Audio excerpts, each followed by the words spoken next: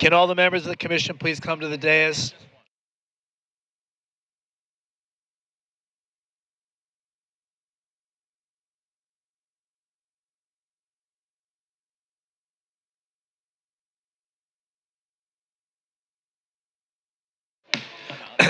Good evening, everybody, and welcome to the City Commission meeting this June 30th, 2025. We seem to have a very robust audience tonight, so we'll try to get through as many items as we can sooner than later. I know this is our last meeting before the summer break, and I just want to wish everybody a wonderful summer holiday. For those of you who are going away, be safe. And we look to see you back at the end of August when we have we resume our commission meetings.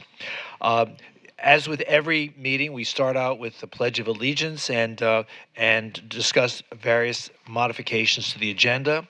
And then we also have presentations. And tonight we have 3 short presentations.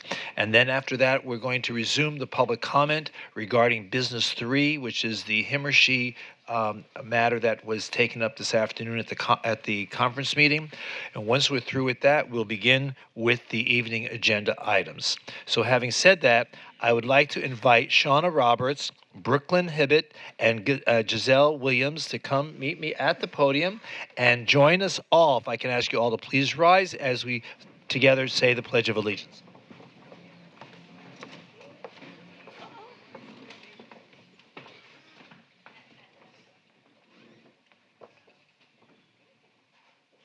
Rest that. Put your hand over your heart. Your right hand over your heart. Yeah, okay. And you can start. I pledge allegiance to the flag of the United States of America and to the republic which stands one nation under God, indivisible, with liberty and justice for all. Yay! Go away. I want to take your picture. We got a little gifty for you here. Yeah. See this young lady here? She's going to take our picture. And Commissioner? When she sees cute kids, she always likes to have her picture taken with them. Ladies, how are you?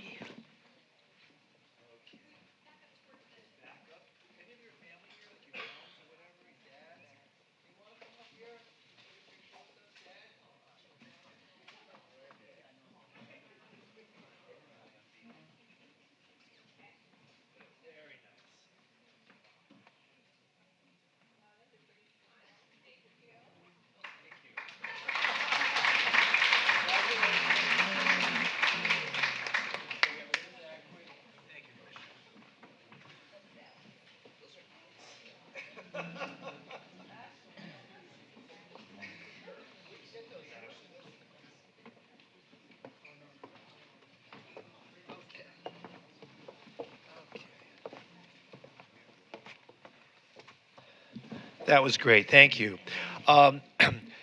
So I'd like to also ask all of us to share these next few moments in silence as we reflect upon those who have passed. I just want to announce that my brother passed away last week. Very sad moment in our family.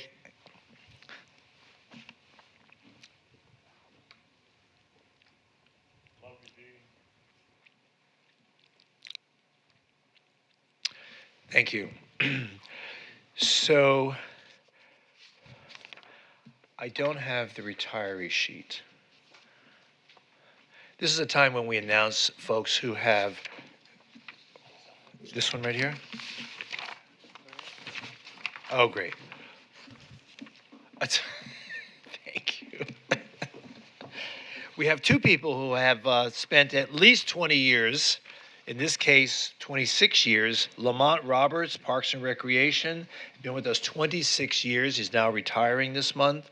And also David Corchado, who's been a senior utilities mechanic in Public Works. He's been with us 24 years. Congratulations. Thank you so much for your service.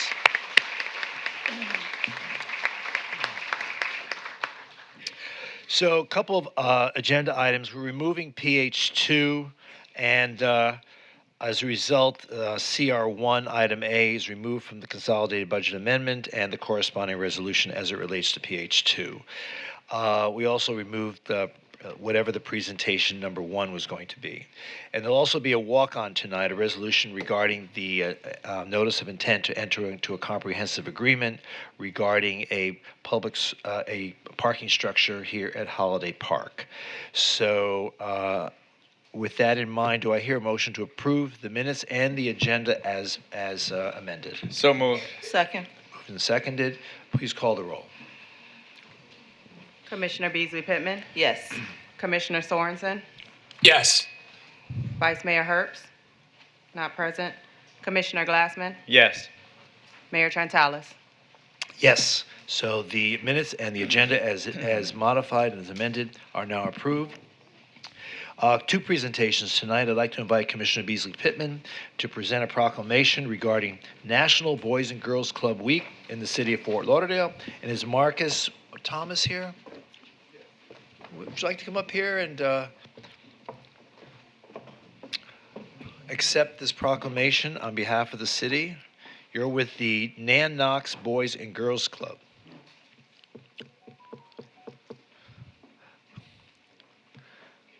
They must keep you on your toes. How you doing? Good to see you. Good evening, everyone. Good evening, everyone. Come on, we need your energy today, okay? Everyone that's here, we need you to interact with us. It's been a long afternoon for us, so we're going to ask that you pour into us, okay?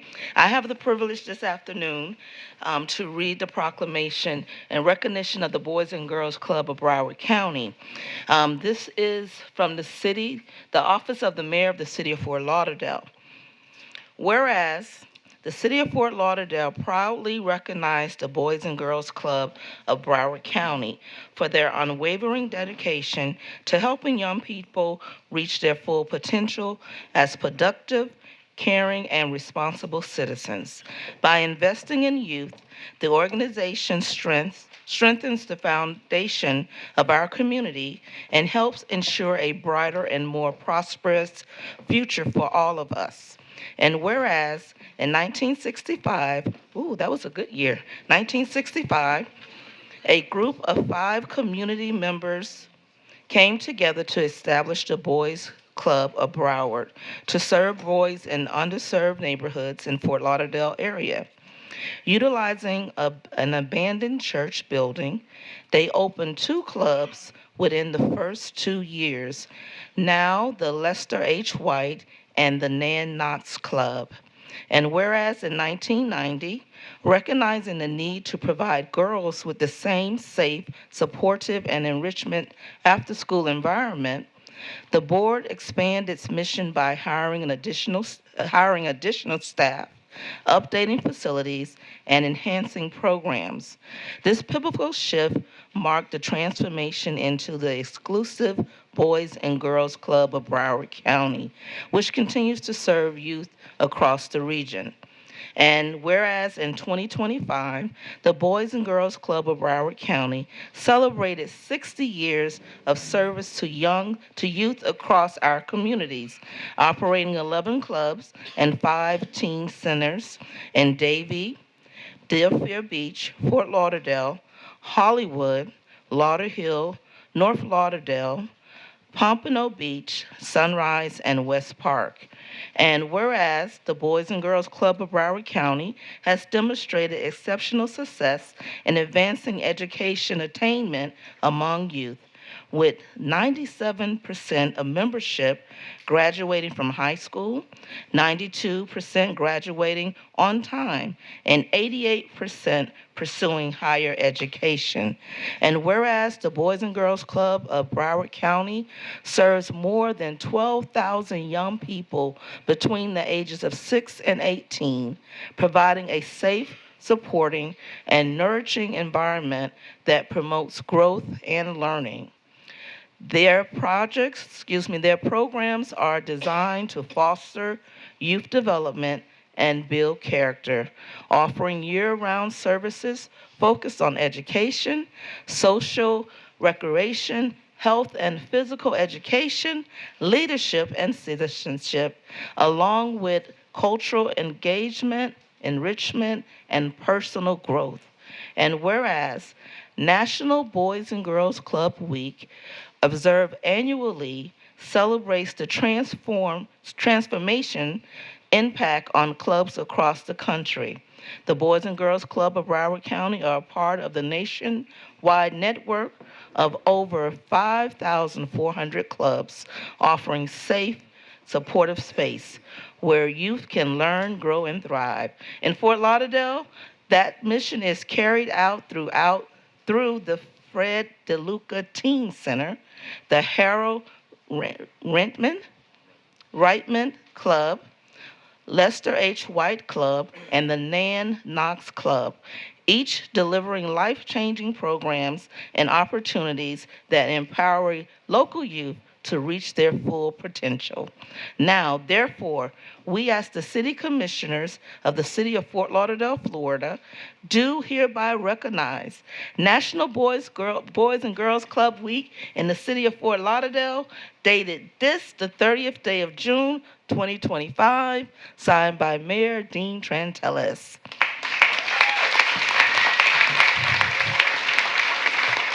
I present this proclamation to you, and we give you an opportunity to say something. I can't take this opportunity alone. I would like to introduce Ms. Jacente Brown. I would like for her to come up. She's the director of the first club that we opened up in 65, and that's the Lester H. White Club. I know she thought I was going to let her get away, but she does such a great job, and she's such a great leader at that club. And I won't keep you long, but I just wanted you to know just a little history about these two Fort Lauderdale clubs. She's the director of that club off of Davie Boulevard in 27th. But I'm the director of the Nan Knox Club, formerly the Northwest Club in the Northwest community, where I was born and raised and I grew up. I've been with the organization 38 years employed, and I was one of the kids in that same club as a kid growing up in that club in the early 80s. So I tell you, I'm a product, and we're still changing lives in these communities. So I just want to thank you for that recognition, because 60 years, we have accomplished so much in this county, and not just Fort Lauderdale, but in Broward County as a whole. So I just want to thank you all for recognizing all the great work we do and the lives that we change. Thank you all so much, and God bless. Thank you.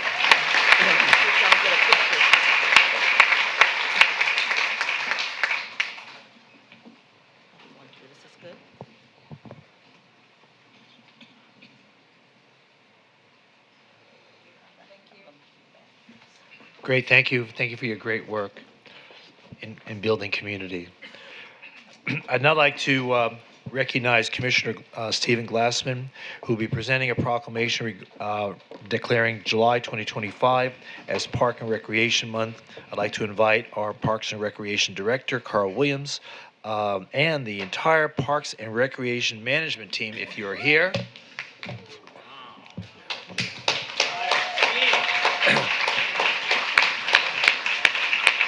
Can you join Carl at the podium? Commissioner Glassman loves an audience. Thank you, Mayor. I do. Yes. All right. Look at you guys. What a nice looking group. Hello, everybody. How's it going? We're good? We're good? All right. All right. Thank you, Mayor. We're going to start off with a song. Are you guys ready? Oh, I'm kidding. Okay. All right. That's okay. That's all right. Thank you very much. Only kidding. No song. This is great.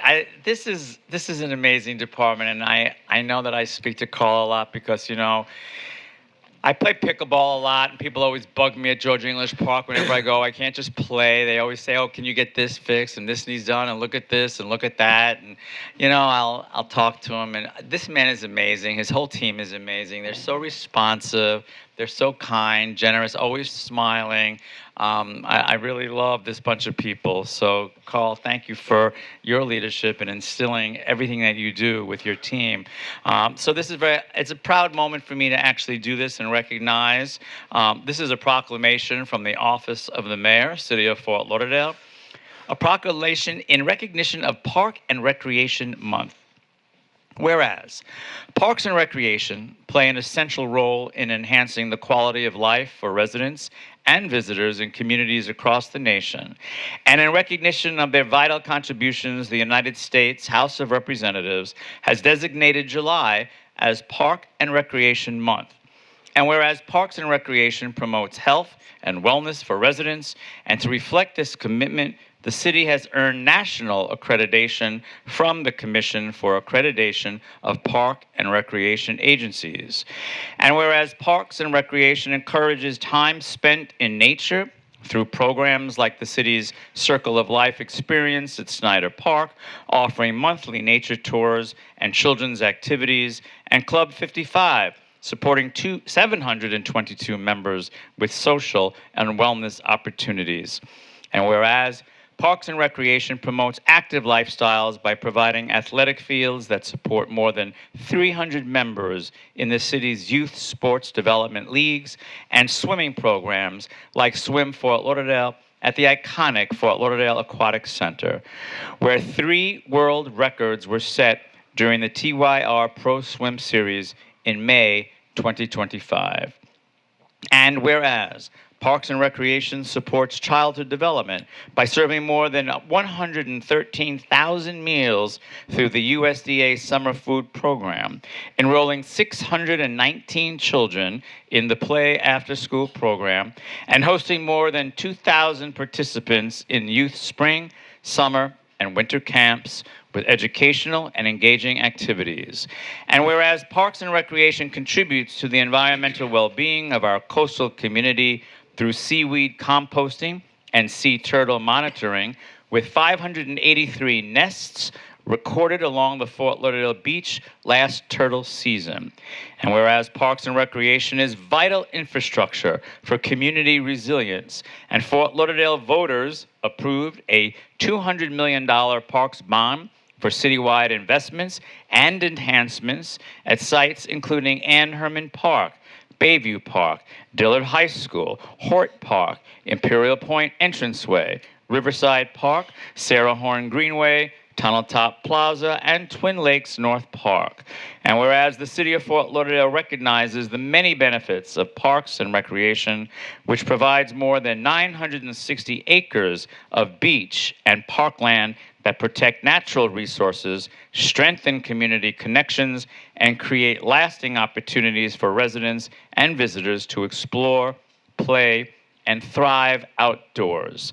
Now, therefore, we, as City Commissioners of the City of Fort Lauderdale, Florida, do hereby proclaim July 2025 as Park and Recreation Month in the City of Fort Lauderdale, and dated this, the 30th day of June, 2025, and signed by our Mayor, the Honorable Dean J. Trentalis. Say a few words, Carl. Go ahead. Say a few words. Good evening, everyone. We do have a short video. Can IT cue that up real quick?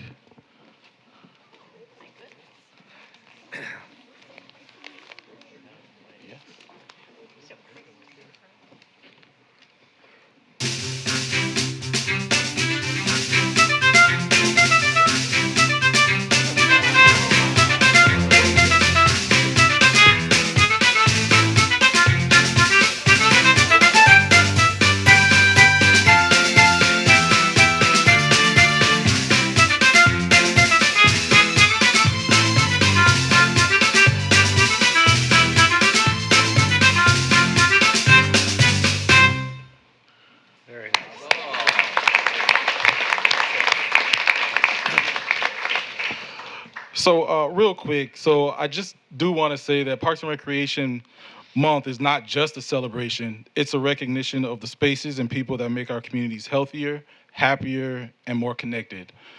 Our parks are more than green spaces. They are where we gather, play, reflect, and grow. The individuals behind me are part of our leadership team, and they help make our department special. And they also are what makes our department unique.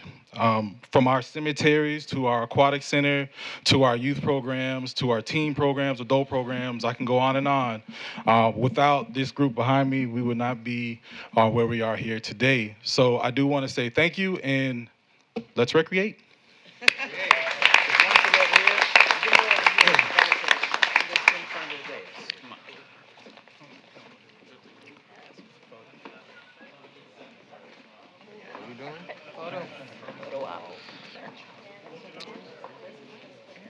It's quiet. No pickleball, though. Do you want to get it?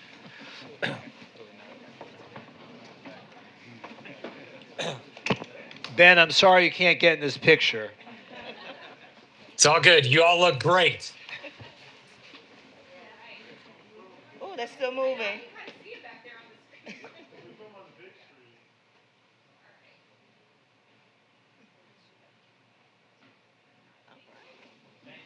Thank you. Maybe we can Photoshop him in. Thank you, folks. Now I'd like to invite Portia Garcia, Development Services Department, to provide a recognition of the 2025 Sterling Leadership Conference Award winner. Where's Portia? Here she comes. The Iron Lady.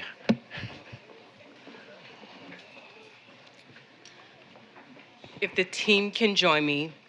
Good afternoon, everyone. As the team is making their way up, I'll just start talking a little bit about what led to their win this year at the 33rd Annual Sterling Award Conference. So the team initially started this initiative in conjunction with the Office of Management and Budget, Erica Johnson and Michael Cam, along with our Assistant Director, Juan Rodriguez, and Lucia De Silva, put together what we call the Process Improvement Academy. And through that academy, our department really focused on improving different initiatives. This year, the team behind me, which includes Lucia De Silva, Danielle Sterling, Felicia Blue, Jennifer Peters, who's not present, John Cross, Monica Serrano, and Robin Curett, went to Orlando with Assistant City Manager Susan Grant to present a showcase. With this showcase, they showed how we used our Lauderbill system, and they improved our Lauderbill system so that when property owners apply for permits, those permits are accepted on first try. Prior to their process improvement, we had about a 28% rejection rate upon initial application. This team was able to have that void and reduction rate reduced down to 11% through using our wizard, which is very significant.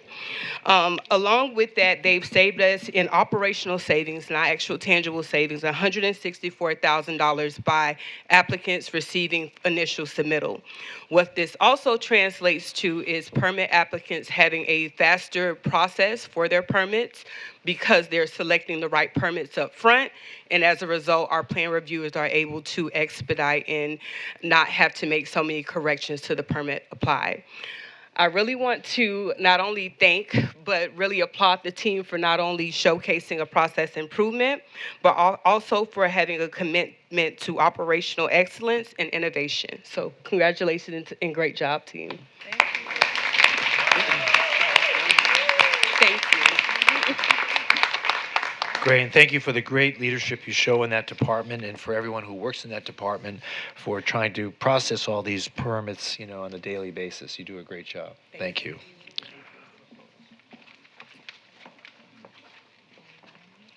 No, just, should I go down there? All right, wait a minute, Ashley.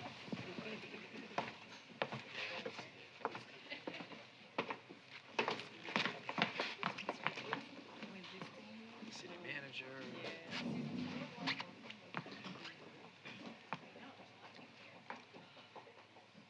Are you getting me in? Okay. Maybe I'll stand back here. Yeah, I'll stand back.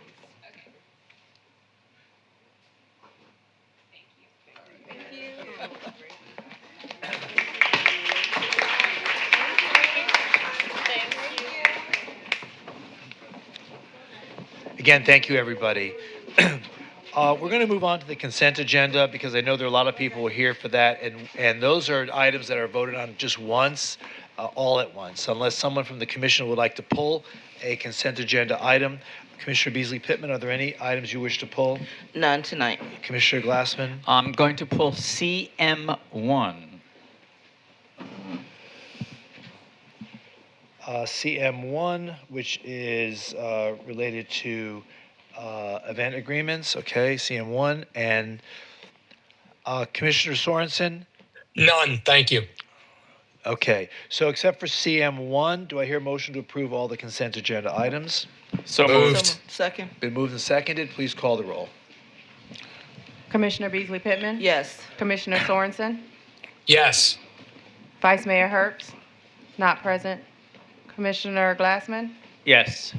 And Mayor Trentalis. Yes, and all those consent agenda items are now approved. You're welcome to stay for the rest of the meeting, or now would be an opportunity for you to walk out of the room. So, we'll take up CM1 in a moment, but I think we will now go back to, we'll suspend this evening's meeting and go back to the conference meeting and open up public comment to, to the Himmershey. Hold on a second. Let me get the exact. Do you want to go? Oh, the review of the Himmershey Entertainment District. Before we begin that, though, I'm somewhat remiss in commenting on another person dear to our community who passed away last week, and that was Ron Perkins, who was our chaplain. And Ron was on a cruise to Alaska, and you know, he has been struggling with his health for quite some time, and we got word last week that he had passed away. So let me ask for another moment of silence to recognize the great contribution that Ron has made, not just to the police and fire departments and to the city, but to the community overall. Thank you.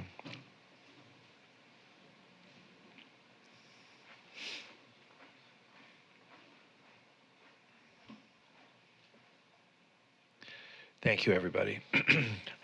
So I have a number of people sign up to speak. I'm going to say the names three names in a row, so you can be prepared to come up and speak.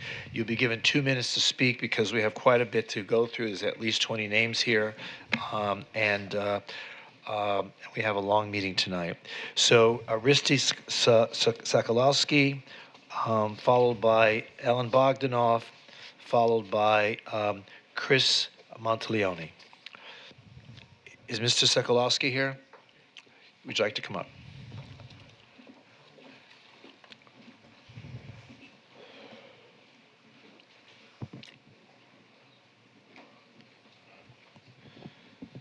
Good evening, everyone. Good evening, commissioners, mayor. How are you? My name is Riste Sokolowski. I'm here representing Bandoleros, Tiesto Cafe, and Booze Garden. Here to speak regarding that matter of Himmershey. And I want to say, first and foremost, I'm a little hurt by the comments made that we don't have any culinary aspect on Himmershey. I personally have 2 restaurants, and I was in, not this podium, but the old City Hall, speaking about this almost 3 years ago regarding this same matter. And I don't know if maybe you recall, we were in the process of building a restaurant, which we dumped a lot of money in, and we're trying to get open. We're excited about it. It was a Dominican Asian fusion. We opened for lunch, we opened for dinner, we opened for everything. Phenomenal food. You have to try it.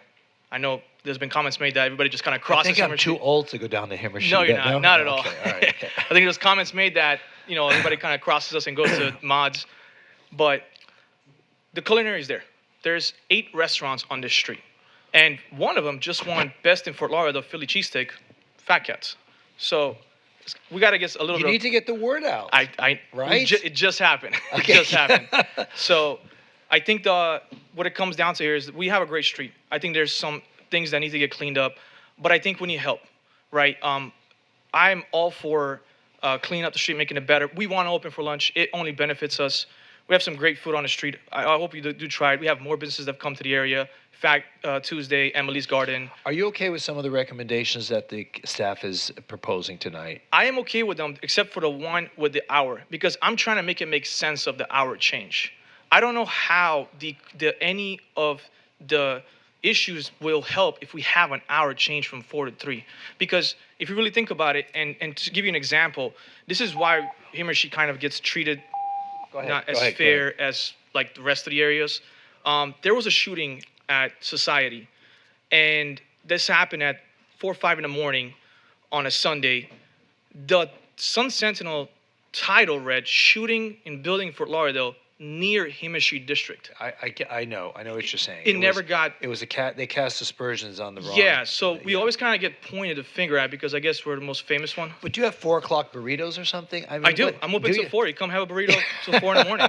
Tacos, you name it. Can't imagine a burrito at 4 a.m. You gotta feed everybody that was having a good time, right? Yeah. So what Ron it comes Book down is to already salivating at a 4 o'clock burrito.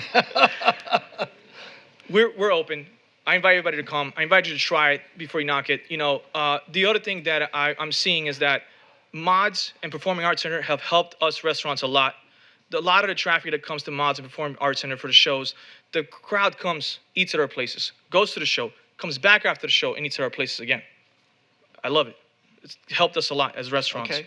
The one thing though that I think we really could, if we could help and focus on, is more so of the young. I believe there's a lot of young people in the area. They're under the age that I think we could attack on that helps us. But more than anything is I was just trying to understand the correlation. How does Mods and Performing Arts Center gets affected? Because Mods closes at 5 p.m. Performing Arts, I think the last show ends around 10, right? But how does that help the 3 and 4 a.m. hour change? I agree with everything else. Drinking on the street has to stop. I think people pull up with their car, they drink out of their car, and then they don't consume. They're not patrons. We went through a process of getting a sidewalk permit. It was very expensive, but we did it. And we served dinner and we served drinks on our sidewalk.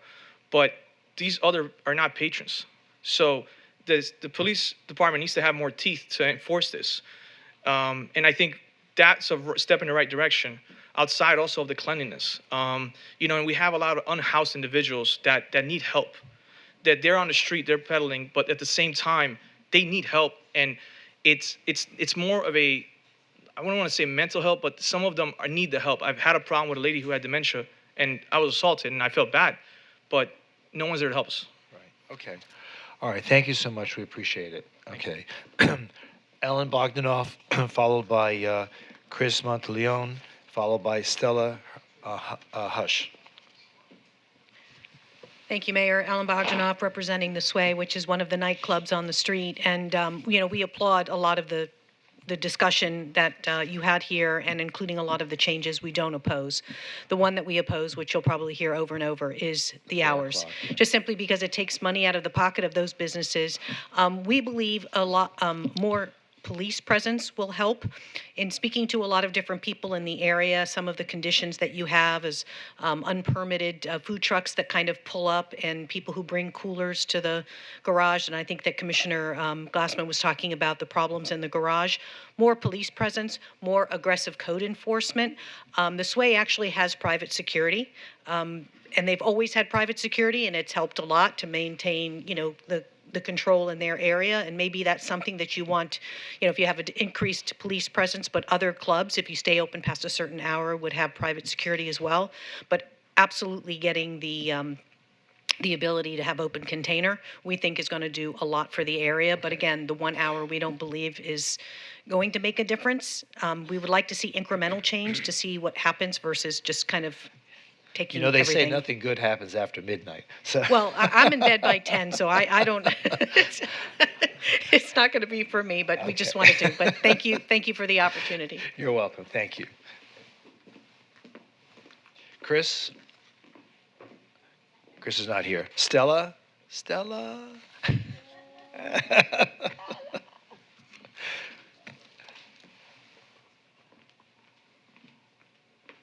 Hello, good evening. Good evening. I just wanted to take the time to ask that the commission, instead of already deciding that they should delete things off of what's happening on Himeshi Street, work with the businesses themselves to kind of add more. So if it is more cleanliness areas, or if it is more security, kind of consider that. Maybe even consider having incentives for other industries or restaurants coming into the area, so then that way there's more daytime activity coming in. more than 15 years ago, I moved myself and my business down here to Fort Lauderdale. And part of the big draw is just the nightlife that's fun.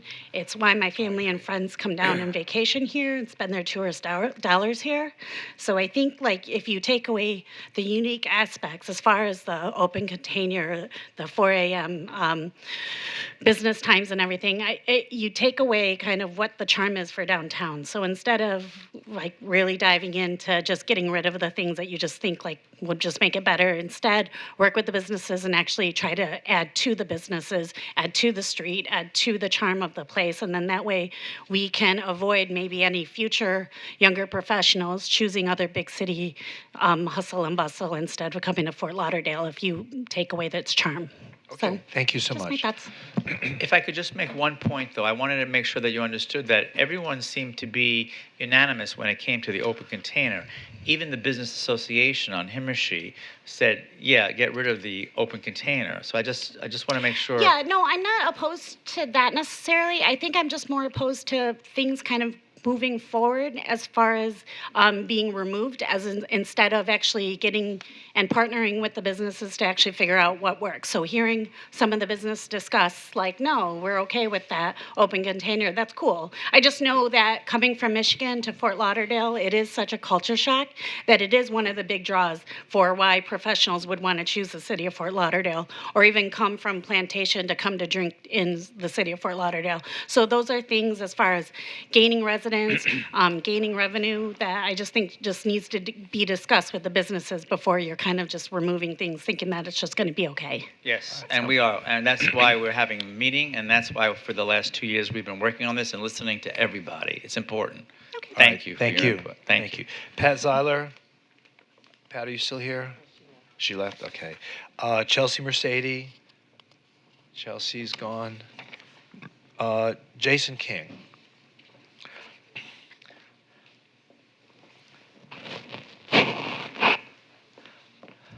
Good evening, Mayor, Commissioners, and Madam Manager. Thank you so much. I actually will just defer to what my colleague, Ellen Bogdanoff, mentioned regarding the properties that we represent. But I'll speak just on a personal level. I moved here 15 years ago. To go drinking? To go drinking. Fort Lickerdale, as it was once known. But I know we've moved away from that moniker. You guys have done an amazing job at promoting the city, making it beautiful. The developers, the lobbyists, the community, the DDA, everyone who's been involved. I live on 2nd Street, right down the street from Himmershey. So I witness some of the rowdiness, but frankly, it's, I know there's some competing interests, but it's a wonderful place to frequent. I would invite you to come have a burrito at Bandoleros. It's delicious at 4 a.m. But it might just be a misunderstanding of what that community down there is all about. And the Himmershey community really does need to promote a little bit better to the rest of the public in Fort Lauderdale. So the 4 a.m. issue, that's what you'll be hearing all night long. But I'll stop with that. But thank you very much for your consideration. Okay, thank you. You should have maybe a food festival or shut down the street and just have like a tasting from one restaurant to another, like they do on Las Olas. Right. Richard Mercedes, you're also not here, right? Right. Oh, you are here.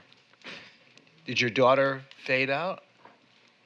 I guess she left because of the. Okay. Well, thank you for inviting us to speak. I'm here to speak on behalf of Emily's Garden, and I also have my offices on top of Emily's Garden. And we don't want to hurt businesses. We think it's great. Everyone's here to support themselves, to keep their restaurants going. But nothing's good is happening at 4 o'clock in the morning down there. It just, I can tell you, I witnessed it. It's scary. I don't call the police. I guess I should have been calling the police because you all had the police chief here talking about statistics. We see so much weird stuff. Not even at 4 o'clock. Sometimes it's at 3 o'clock. Sometimes at 2 o'clock. But, you let people have a good time. The problem I'm having is the kids.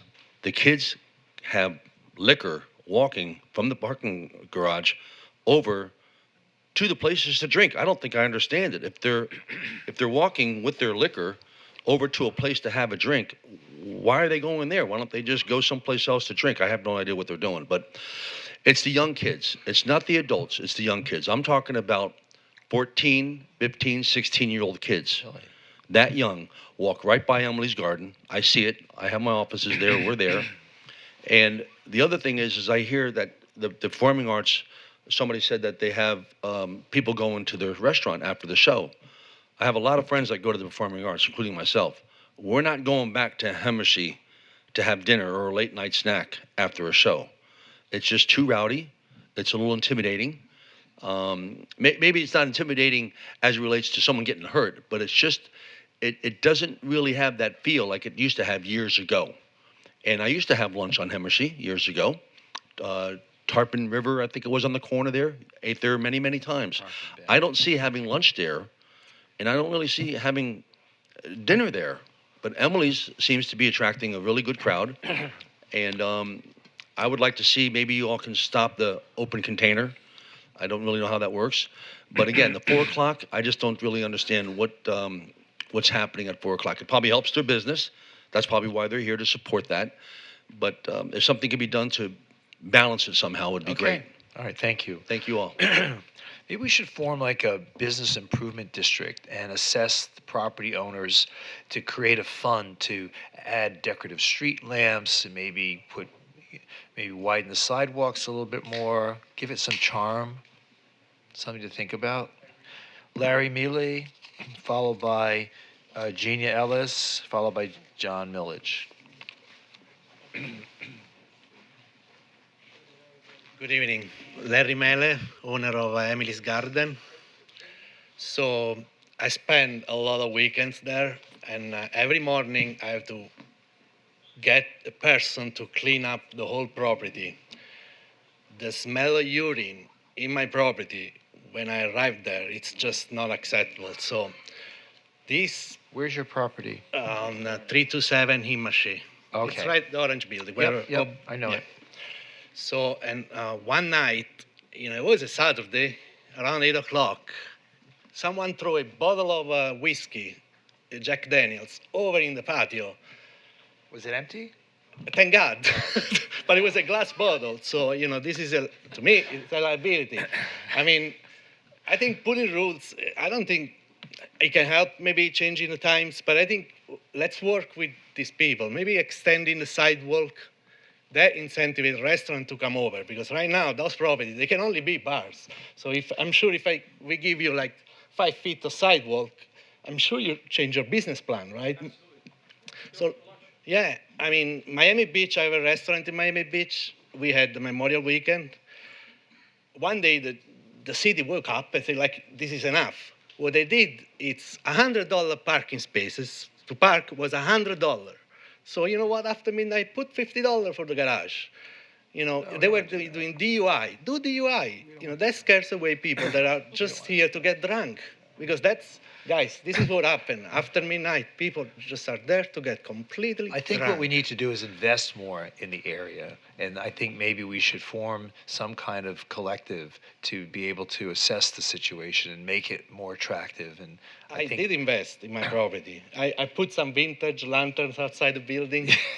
They last a week. And I told my partner, I said, Richard, this is not working out. Just take it out. Let's put something that they don't break. Oh, they're not going to break it. What happened?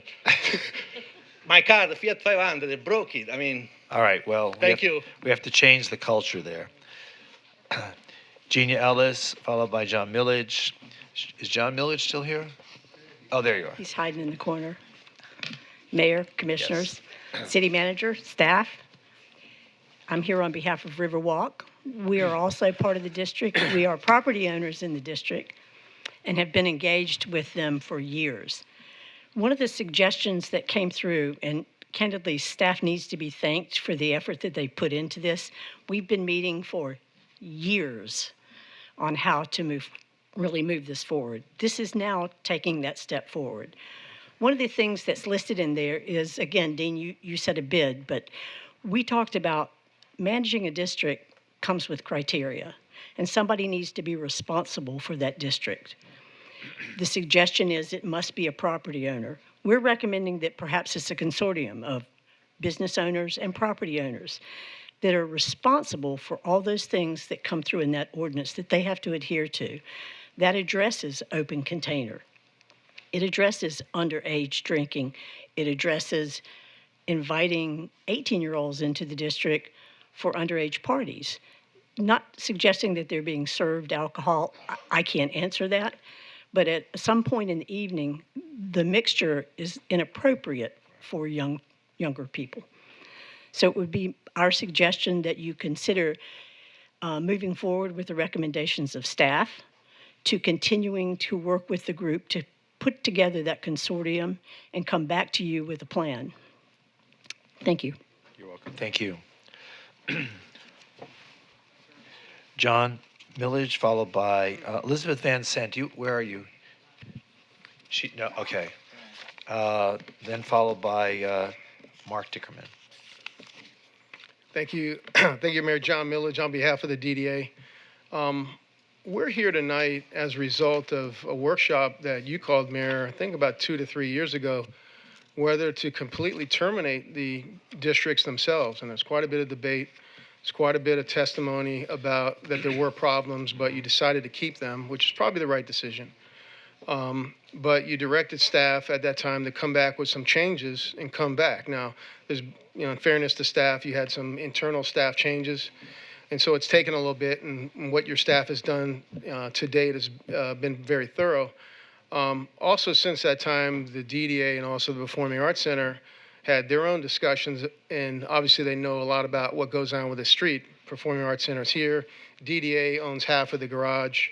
And the idea was to come back with reasonable recommendations that don't hurt the businesses but move the street in the right direction, and then maybe take a step and see how that goes. So I think the idea is, and what the DDA and the Performing Arts Center came up with was the open carry, and their motivation was kids are congregating in the garages, they drink, and then they walk down the street, many underage, and no one knows who's who. So it seems like there's consensus to get rid of that. The other was to roll back from 4 to 3 a.m. The thinking is, that's pretty late at night, and that doesn't seem like that's a radical change to move from 4 to 3.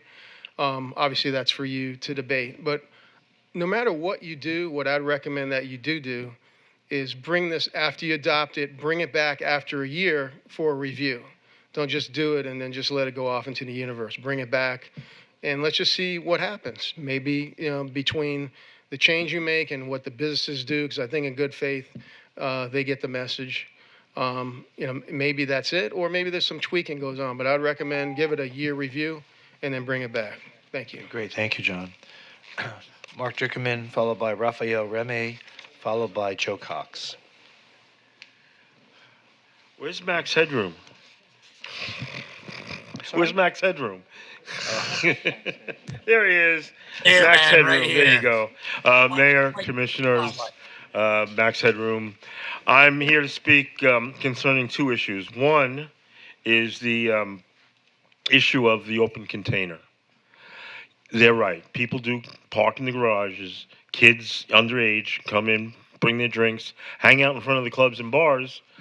Nobody checks their ID. There's no reason to check their ID. They're there. They got a drink in their hand. It's assumed they're over 21. So I really think you should eliminate open container. Key West eliminated open container, and that's the party center of the world. That's one. 2, there was mention about loosening the sound ordinance for them, give you a little leeway. I'm totally against that. We took 6-7 years to put together a really good ordinance, and I don't think that should be given to any organization. That's already in place. Yes. But I saw in the presentation there was a notation that to give a little more decibels to the clubs and bars, which I'm totally against. I don't think that's the case. I think they already have that because it's an entertainment district. Right. Yeah, he's thinking that we're looking to expand it even more. No, not to expand it, but because they're an entertainment district, they get a little more leeway. They do. They should not get that leeway. We took 7 years, 8 years to get an ordinance together. But I mean, they've been having that for years now. Yeah. That's nothing new, is what I'm saying. Well, Revolution, if they have a big party, I live by the police station, you can hear it almost till 2, 3 in the morning, till they turn their music down. How about 4? 4. I'm not up till 4, so about 3 in the morning is about time for me to go to sleep. And there was one more thing. You said 2 things. Well, I had 3 things. Okay. Chief, the calls for service for medical. How many are fentanyl related? Do you know? Stay tuned for that answer. Why Four. don't you just talk with him? Okay, because I'd like to see us encourage the bars to hold at least Narcan in there, because that's our I think biggest- they do anyway. Okay. Yeah. Thank you. You're welcome. Raphael, followed by Joe Cox, and then we wrap things up with Ty Sutton and Ron Book. How you guys doing? Good. All right, great. I echo a lot. I'm an operator. I've been there for 15 years, operating and owner of a Club Euro in downtown Fort Lauderdale. Club Euro? Yeah. And I echo a lot of the things that some of the other businesses are saying as far as we do need to do a little bit of cleaning and improvement, but I think it needs to be more of a joint effort. And I think you guys do a great job of listening to us, because when we were here a few years ago, we stated that we wanted to be more proactive instead of reactive, and you guys implemented a nighttime manager. And it didn't last that long, but at least it was a liaison to be able to communicate the things that you guys had concerns about and the things that we had concerns about. And as of now, if you guys are getting concerns or complaints, there's no way for us to know what's going on. And when we have concerns and complaints, there's no way for you guys to know what's going on. So I think there needs to be an improvement on communication. Okay. I have one question, if you Yes. don't mind.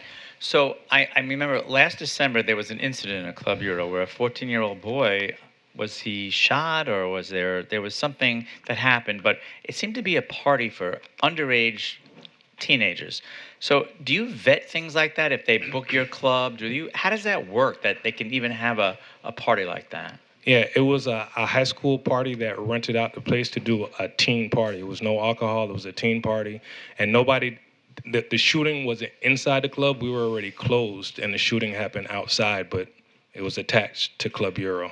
So there was no alcohol involved? No, it was a teen party. It was just a They teen rented, party. Yeah, rented out. There was no bartenders. We had security. We had police detail as well. What were the hours of that party? I think it was 9 o'clock to midnight. For 14-year-olds? Correct. Okay, thanks. And then we were closed, and the event happened down the street from Euro, Yeah. and it got attached to Euro. Okay. Thank you. Thank you You're so welcome. much. You're Thank you.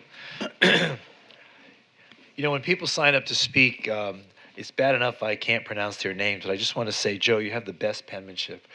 And the shortest name, so. Thank you. Joe Cox, Museum of Discovery and Science, and AutoNation IMAX Theatre. I want to start by saying, we're so supportive of the community we live in. We have almost 500,000 visitors a year, and there are great restaurants on the street. We send a lot of our visitors to those restaurants. The thing that I'm really glad, and thank you to the staff and to the Himashi Association, the open container law is really problematic. It's, as you've heard, you've got underage kids in the parking garage, in the museum atrium, drinking, and I imagine taking business away from bars. So I was really glad to see, and again, thank you to staff, that recommendation for removing open container, and we're fully supportive of that. So thank you for the time. Okay, thank you, Joe. Ty Sutton. Hello, Ty. Good evening.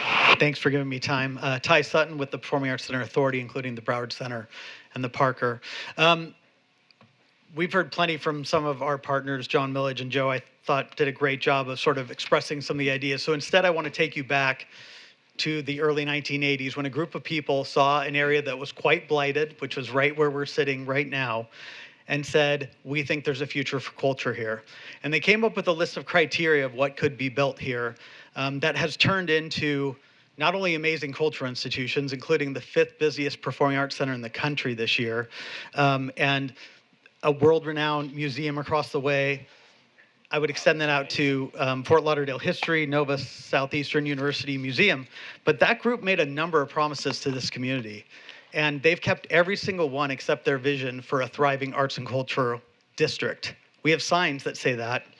And this isn't even about the bars. This is about investment. And So to me, having been in the bar business since I was 22, having run many, many bars and probably holding liquor licenses most of my career, I understand everyone's concern. And so I think the vision and what I heard from a lot of the bar operators tonight is that they're interested in improving this. Nobody wants open containers. We get calls about our garage. It's our garage, but the problems really stem from open containers. People park in the garage, pull out drinks.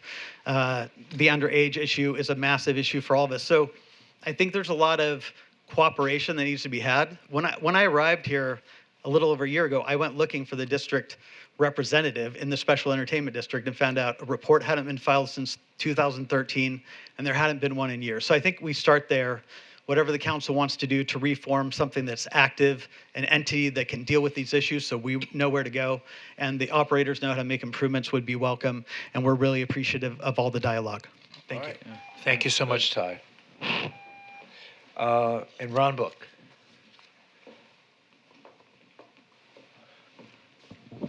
Mayor, Commissioners, thank you, Madam Manager. I want to just, before I start, I'd like all those business owners and property owners that are here that I represent to please stand. We've got about 80%, Mayor, Commissioners, of the businesses in the area. Some have left for the day. I want to start by simply saying to you that I've had a chance not only to speak to the district commissioner over the weekend and briefly this morning as well, but I've met with your staff as well today. The recommendations that are contained within what you have before you, other than the hours of operation and a tweak to the decertification provisions that have been suggested that are amended, we can live with the whole thing completely. Everybody that's here and those that left earlier in the day are prepared to help do what needs to be done to clean up the area. They don't want to be bad partners with the museum or the Performing Arts Center or the area. They want what you all want. The wider sidewalks, Mayor, the commitment to clean up the area, to improve it with a bid is on our list of things to do. The bid was not within the staff recommendations. We think that's a great move. In 2013, when they were prepared to sign a new agreement, unfortunately, the person that was paying the freight to former Mayor Seiler sold in the middle of that, and nobody else picked it back up to finish it. They are prepared to move forward with their association. They're prepared to sign an agreement. They're prepared to live with everything. They don't want to lose the hours. You ultimately have the if you will, the thumb on the scale. If they don't do what we're talking about doing, you can come back. I think John Millage's suggestion of coming back in a year, Mayor, is brilliant. Let's do what we're going to do. Let's move it forward. We're committed to meeting with Chris and his team as a group. Bring Joe Cox, bring Ty, bring John Millage, bring everybody into the room collectively together, and let's work this out. This is not about fighting. This is not about being adversaries. We're about the business community right next door to where you are right now. Okay. We want to do that. Okay. So, Mayor, the invitation that we've extended and you've extended back to us, they're all ready to come to the table. Thank you. All right, thank you so much. Is there anyone else who wishes to speak on this item? Okay, there being none. So what directive does the commission want to give to staff? Okay, District Commissioner, what are your thoughts? Yes, thank you, Mayor. Well, we had a long discussion this afternoon about it. I think what we've heard today and this evening gives plenty of direction to staff. I think they can see the consensus. I also want to thank everyone. Well, let's talk about what's the consensus on the time. I think we can all agree on getting rid of open containers. That's right. That's a big one. But I think that and also teen parties. Well, yes. Again, a lot of what we talked about this afternoon in terms of enforcement, in terms of making sure that, by the way, I did hear one thing new tonight about, as you mentioned, like we have at the beach, we have a beach business improvement district. It works really well. It does. It works really well to address a lot of the items that we've talked about today, the way the street looks, the cleanliness, everything. What we heard about from Emily's Garden with people, you're just urinating or throwing bottles. I like the fact that people are willing to take on the responsibility of policing themselves with a business improvement district. So I think staff, if you look at all of their all of their recommendations. If you look at the staff's recommendations, I think they're spot on. I think the only thing that we have to really resolve is that time. And I'm really thinking, if you really look at it now, on the weekend, the bars are allowed to actually serve until, other than this district, you can actually go till 3:30 to finish your drink, right? On the weekends in most places in the city. So you're really just talking about a half an hour. I'm not gonna wring my hands over a half an hour, so I'm okay with leaving it. It's just not worth it to worry about a half an hour because everything else on these sheets are so much more important. I like every single thing that the staff has put forward in terms of potential code amendments in that exhibit. And I think that they have heard both neighborhood concerns, all of the other business concerns, the bar owner concerns. I think we have enough general consensus from all of the stakeholders of what we need to do. And most of it is already written here. If you look at the backup from this afternoon, the DDA, the Downtown Hemisphere Village Association, your recommendations from staff in terms of code amendments, and then I think you can come back to us with all of that. And I would also encourage you to have further conversations with the owners about that business improvement district. I don't think this is rocket science. I think we can accomplish this. I really do. I think we're basically all on the same page. We all want to see this area thrive, and all of the stakeholders. There's so much more that we are in agreement over than we are not in agreement. So, Okay. go ahead. So we'll accept the staff recommendations and keep the 4 a.m.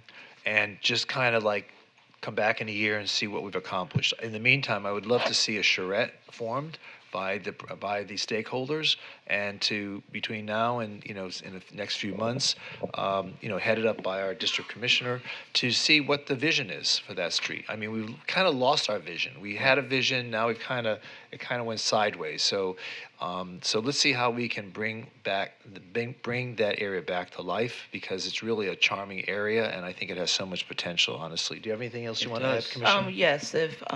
Just want to say I appreciate the conversation this afternoon regarding this, even the collaboration with the stakeholders and with the city. I agree about the open container. I have some concern the way you said no team parties, because if it's controlled, they're having team parties at a location and there's a specific time, I think we should at least have the conversation without closing it down, because there are team parties that happen over the city, and I'm going back to when I was young. I remember the Panthers on Federal Highway in Fort Lauderdale, and that's where we went, and it was decent. So I don't want to see us just say, oh, because it's teens. No, let's I think cut what it down. I think they were saying is that with the underage parties that take place there, it creates an environment that invites teenagers who are not invited to the parties to come to the area and to party and to drink and so forth. Again, that conversation, let's have a whole conversation. I understand what you're saying, but just for us to sit here to say, okay, let's take the team party opportunity off the table. Let the community and those stakeholders also feed into it. If that's what they come to a conclusion with, we can, have a deeper conversation. But I'm just not comfortable sitting here and saying, oh, check off no team parties in the area. So Mayor, if I may, Dwayne Spence here. So the main concern here, I just want to kind of highlight with this particular area and our ordinance, and it's one of the recommendations that staff has, is with the common control and ownership of the area. Currently our code is very conservative. It provides that there needs to be common control over these special entertainment districts.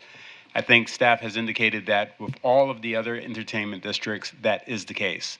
Here, we do not have common control and interest, and I'm hearing that the property owners do want to resolve that and have some kind of mechanism for control, but currently they're not in compliance with our code. So the suggestion was to try and find some alternative to that control mechanism so that we do have an individual who is responsible for the activities at that district that the city can contact, which are current code provides and say, hey, these are the activities that are going on. We need these addressed, and they are the individual that is responsible. So that's the amendment that we need to address in order to correct this particular situation. So who's the common control on the beach?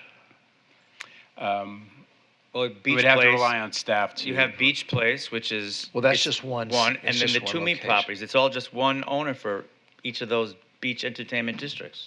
Chris? That's correct. So Beach Place has one owner. The Toomey properties are all owned by the same owner. It's the Right. person that owns Rock Bar and that Mr. strip of Toomey hasn't owned businesses. those properties for 20 years, Well, and we keep just the talking name about of the It's the district, name. but It's just the name. just Yeah, the I know, name. I know. Yeah. It's the name. But also, Dwayne, I want to mention, if you look at the potential code amendments that staff put together, the first one addresses that, what you just mentioned. Allow a group of property owners to form a special entertainment district without need for common ownership, but require formation of a committee to provide oversight to the Correct. So I SCD. just want to be clear on the direction that you're Uh-huh. giving us in terms of staff. Yes. That we're looking to amend the code to Without a address doubt. that issue. We have to. All right. Because it's not in compliance right now.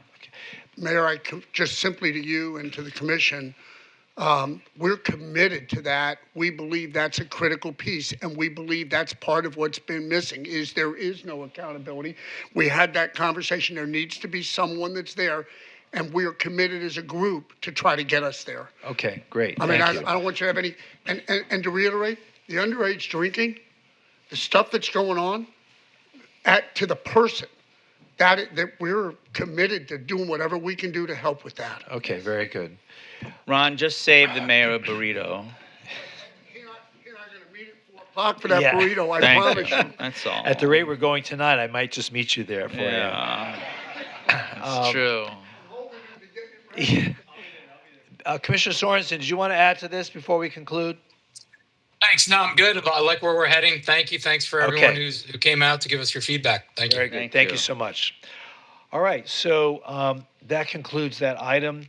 Why don't we do commission reports after the meeting, if that's okay? All right, very good. Let us resume the evening meeting. Thank you all for being here tonight. We really appreciate your interest and concern. Yes. Thank you. You're welcome. Thank you. Okay, CM1, Commissioner Glassman. Yes. Okay. Let me just get that information in front of me. Okay. Thank you, Mayor. The reason I pulled CM1, actually, it's a general discussion as well. Every time we have events that come to us as a commission, I'm always remarking about how the neighborhood, the Central Beach neighborhood, Barrier Island residents, are really very concerned with the number of events on the Barrier Island for a variety of reasons, whether it's noise issues, traffic issues, street closures. Don't get me wrong, the Barrier Island residents love events, but they just feel that they certainly have a lot of events on the Barrier Island. So when I see an event like this, it came up in discussion with several people from the Central Beach Alliance, because this is a new event. So I'm just wondering what we're doing. I don't even know if these folks had a chance to talk to the neighborhood association, which I always recommend. But this is an inaugural event. This is a brand new event, again, on the Barrier Island. Yeah, but I think the concern of the folks on the Barrier Island was the fact that a lot of the more intrusive events involved road closures. This is just something that's taking place in the park. That's the way I've read it. So just programming the park, should that be considered a concern or an intrusion on people's lives? I thought that the issue was road closures and extended hours and things like that. Well, it's everything. If you're going to tell the neighborhood there, first of all, that street between A1A and Seabreeze would be closed on the north side of the park, as it always is, because that's considered a festival street. Right. So that would be closed.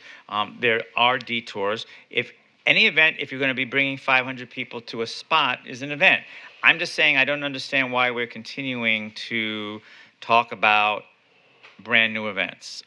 I will also mention, even though this is not on our agenda this evening, I did receive information. Again, this was concerning to the neighborhood. There's something called a Hush Cooling Dome scheduled for July 19th and 20th. This is just approved administratively. We're not even going to see this event. I don't know. The backup for that event said that event was going to premiere and do its thing in Miami. I don't know if that happened. I don't know if Miami said no, so they're coming here instead.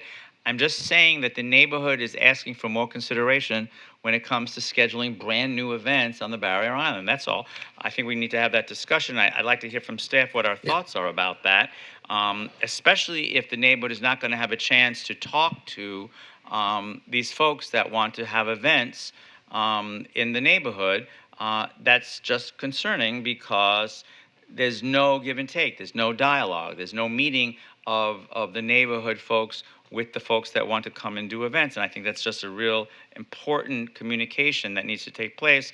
So when it doesn't take place, it's concerning. That's all.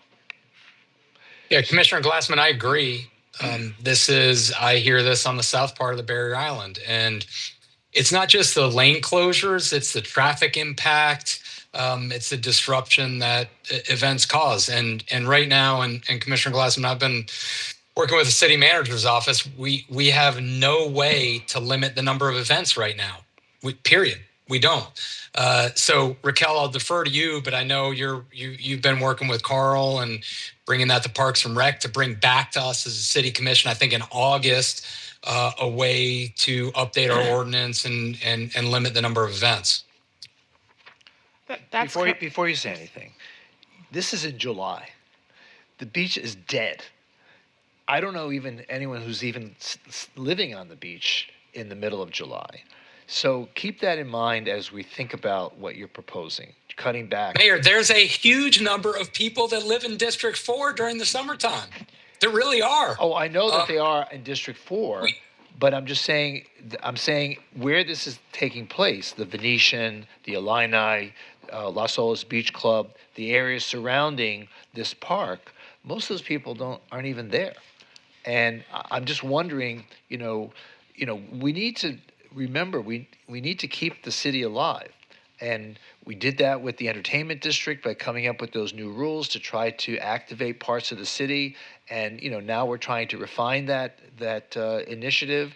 I'm just saying, let's be careful of what we're doing. We don't want to create a dead summer by saying, oh, well, you have too many events taking place. Most of the events that are of concern are lengthy road closures, February, March, and April events.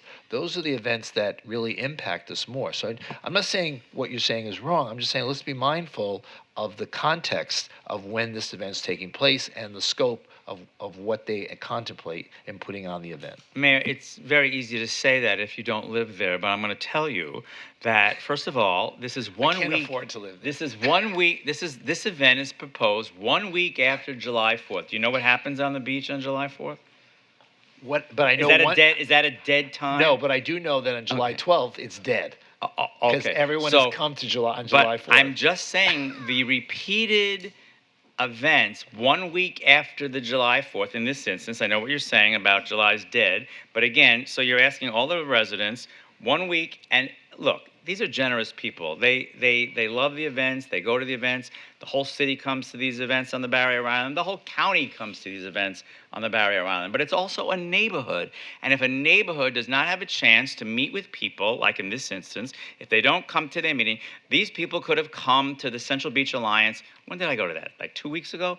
They could have come. They could have reached out. They could have been on the agenda. They could have met with the neighbors. They could have had a dialogue. None of that happened. Shame on you, Carl. None of that happened. So I'm just representing my district now. I'm explaining the frustration that I hear from these residents over and over and over again. So again, you're going to tell them now 1 week after July 4th, and trust me, July 4th weekend, that is a big weekend on the Barrier Island. As it should be. As it should be. So then you're saying to them, okay, well, thank you for that. And by the way, the next weekend, we're going to do this now. I'm just saying you have to figure out where you're going to draw the line. That's all. Okay. That's all. Carl, is there some reason why this wasn't brought before the Central Beach folks to consider and announce so that there was some participation in the decision making? Good evening, Mayor and Commissioners. Carl Williams, Parks and Recreation Director. So a couple things. So CM1, yes, similar to the event Commissioner Glassman referenced, both come through our outdoor process. The Hush event, which was briefly discussed, Also went through that, but because there's 500 or less individuals, no alcohol, no road closures, no amplified music, per the ordinance, it allows me the authority to approve it. Carl, do we know if that Hush Dome actually did appear as a premier event in Miami, as their backup says, or did it so happen that Miami said no and they're coming here instead?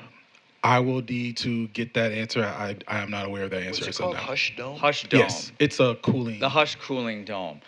It says in their backup for their application, by the way, this is not coming to us for approval because it just met all the criteria that Carl just said, but it said they were going to unveil all of this. We'll host a two-day immersive activation in Miami. I'm just getting the feeling that never happened, and for whatever reason, Miami said no, and they're coming here instead. I don't know that, but that's the feeling that I'm getting. Okay. Carl and Raquel, could you give me an update in terms of progression when we're going to be able to move the ordinance forward in terms of evaluating number of events and the rate increase as well? Yes. Thanks, Carl. So we'll come back in August after the break, after discussions and vetting with the Parks Advisory Board to talk about sponsorships, special event fees, number of events.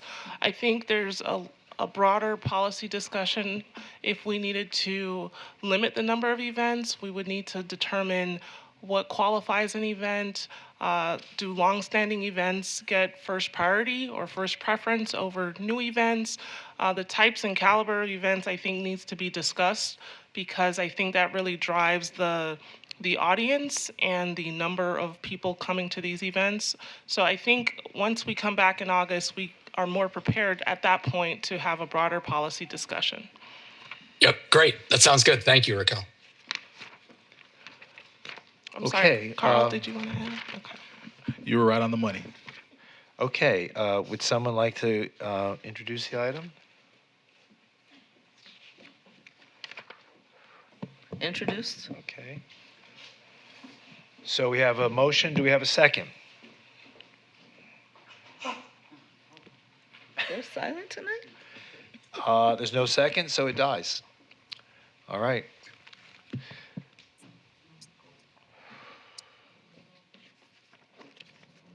Moving on to M1, motion approving an agreement for the George T. Lohmeyer Wastewater Treatment Plant Generators Phase 1 project, $7,859,701.46. Someone like to move the item?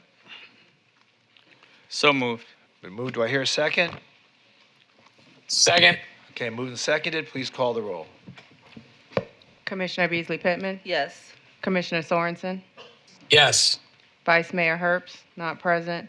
Commissioner Glassman? Yes. Mayor Trentalis? Yes, and that item is now approved. M2, motion approving an agreement between the City of Fort Lauderdale and IEM International to assist in implementing and managing the city's Community Development Block Grant Disaster Recovery Program, not to exceed $6,500,000. No one has signed up to speak. Someone like to move the item? So moved. It's been moved. I hear a second. Been moved and seconded. Please call the roll. Commissioner Beasley Pittman? Yes. Commissioner Sorensen? Yes. Vice Mayor Herbst, not present. Commissioner Glassman? Yes.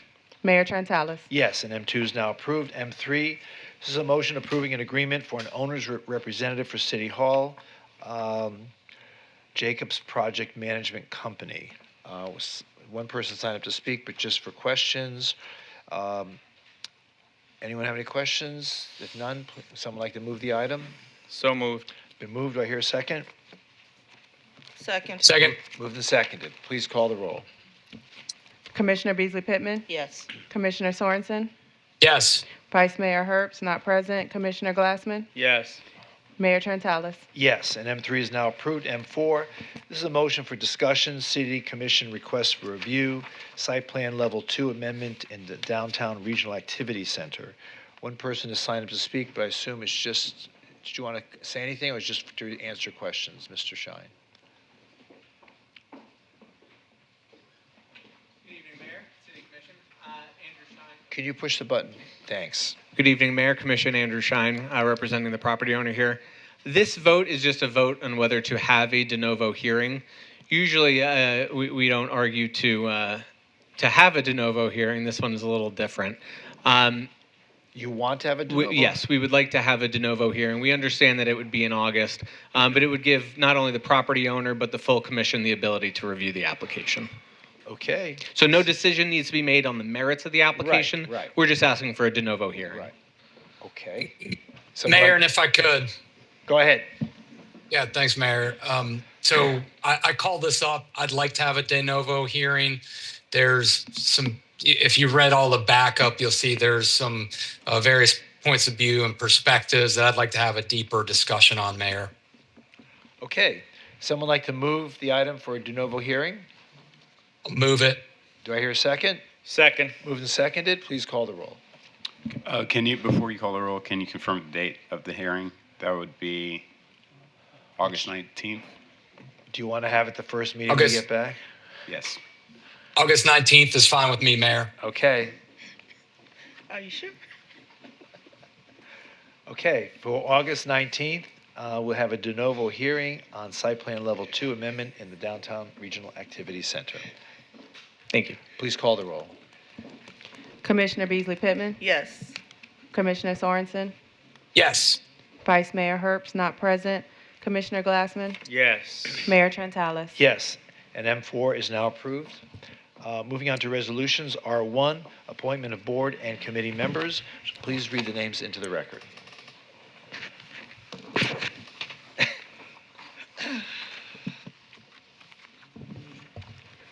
The following names will appear on the August 19, 2025 resolution for Public Art and Placement Advisory Board. We have Edison Lozada, nominated by Commissioner Sorensen. And for tonight's resolution, we received the following nominations. For the Aviation Advisory Board, we have Kelly Gordon, nominated by Commissioner Beasley Pittman. Lewis Gavin, nominated by Commissioner Sorensen. On the Beach Business Improvement District Advisory Committee, we have Stuart Levy, the primary member representing Hotel Marin, Fort Lauderdale Beach. And then on the Community Services Board, we have Sharon Hughes, nominated by Commissioner Beasley Pittman. For Education Advisory Board, we have Natalie Glussman, nominated by Commissioner Sorensen. Lucretia Cooper, nominated by Commissioner Beasley Pittman. And then for Fire Rescue Facilities Bond Issue Blue Ribbon Committee, we have John Hooper, nominated by Mayor Trentalis. For the Homeless Advisory Committee, we have Michael O'Brien, nominated by Commissioner Beasley Pittman.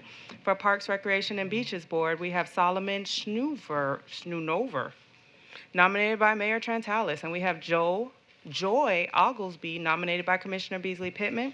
For Sustainability Advisory Board, we have Susie Bailey, nominated by Mayor Trentalis. And then please note that one additional nomination for appointment was received after publishing of the agenda for the Charter Revision Board. It's Bernadette Norris Weeks, nominated by Commissioner Sorensen. And that concludes the nominees for this resolution. Are there any amendments or modifications to those recommendations? Mayor, I do have something that I'd like to modify on this, or at least pull a name for discussion. Which one?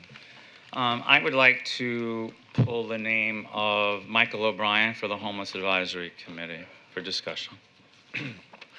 Okay. Well, a couple of people signed up to speak. Would you like to make your comments now or wait till after they speak? Whatever your pleasure is. I'm happy to tell you why I've pulled that name. Okay, why don't you tell us? Thank you. So the City Commission did approve of a code of conduct for city boards and committee. I have been sent and given numerous posts on social media, a variety of social media posts from Mr. O'Brien. I'm going to read some of them that I found the most troubling. And I say this because, these are difficult times that we're in. People's words really matter. Some people take words and it becomes a violent action. I am concerned about conduct. That's why we passed that code of conduct. I want to read some passages from that code of conduct that we passed as a commission And then I'm going to read some of these posts, and I'm going to ask our city attorney to tell me whether I'm crazy or whether these really do violate the code of conduct. And then it will be up to my colleagues to decide what we're going to do, if we're going to continue to have a code of conduct, if we're going to just say this is fine, it's free speech, or what. But I think we need to have this discussion because what has been sent my way is a bit troubling. Very briefly, Section 2.220, City Boards and Committee Codes of Conduct. They talk about everything that a person on a board or a committee says that he or she will do in their capacity as an appointed member. And it mentions that they will refrain from inappropriate language, nothing malicious, threatening, slanderous, disparaging, mean-spirited, vulgar, or abusive. And this goes for their fellow appointees and also towards city commissioners, city managers, city attorneys, city staff, and not limited to just public meetings, but also on social media. It says that, on social media. Will not be ridiculing to my fellow members. And then also very interestingly, I will not intrude into daily operations or spheres of responsibility designated by statutes or the city charter. In other words, then it goes on to letter E. I will focus on solving problems and maintain appropriate decorum and basically follow the mission of whatever it is that appointed board is. So with that being said, that's a synopsis of what we have passed as a code of conduct. So let me just read some choice sections of what I've seen here. I will say also in going through all of these, and I'm not going to read all of them, there's too many, but there is a pattern. The pattern is basically to ridicule and disparage three of us, the mayor, Commissioner Sorensen, and myself. He seems to be fine with Vice Mayor Herbst and Commissioner Pam Beasley Pittman. So one of the first ones that I saw talks about an OIG report on our former city manager, and he goes on to talk about the incredulous response from our mayor, and basically ends his post with conclusion, Dean's gotta go. Okay, so you, again, remember what I said about what you're supposed to do in terms of your decorum and your behavior. Okay, next one. And by the way, these are right before he was appointed last year and then also after he was appointed last year. Again, talking about our former city manager. Oops, not looking good for the former city manager if you read the report. Mayor Dean's response sheds light on his incompetence. Dean's got to go. Okay. Moving right along. How did that work out? Exactly. Not well. Okay, next one. Folks, please post your flood photos on Mayor Dean's Facebook page. Let's show him and everyone else his failures. Okay, you make up your mind. Is this disparaging? Is this whatever? Okay, I'm going to keep going. Here's a little post about obviously extolling the wonders of Steve Bosquet from the Sun Sentinel editorial board, talking about, can a politician buy an election? Mr. O'Brien, yes, the answer is yes. Because of staggering amounts of developer money flowing to Mayor Dean Trentalis and Commissioner Steve Glassman, symbols of the city's pro-growth state of mind. And then he goes on to talk about your political committee. He names all of the people that have contributed to your election, and basically says, why does a city politician need all that money? And then he goes on to ridicule Stephanie Toothaker, who we have met today, and we've talked to her today about her representation of Inter Miami.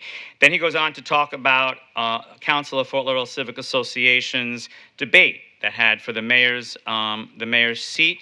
And he goes on to say, when the subject of developer money came up, Trentalis leaned back in his chair and smiled. That's not an issue, he said with sarcasm. As catcalls rained down from the crowd, he laughed heartily and said, I knew that would get you. And then he goes on to ridicule the mayor just a bit more. Again, saying in this particular post, mayor's got to go. Vote for Barbara Stern for mayor. Next post, now talking about a District 4 candidate forum at the Savor Cinema. Goes on to talk about all of the candidates and then says about Commissioner Sorensen. Finally, Sorensen. Sorensen was the previous commissioner who abdicated the office early to make a failed run for Congress. Sorensen was also the district commissioner who failed to vote on the Snyder Park pickleball issue.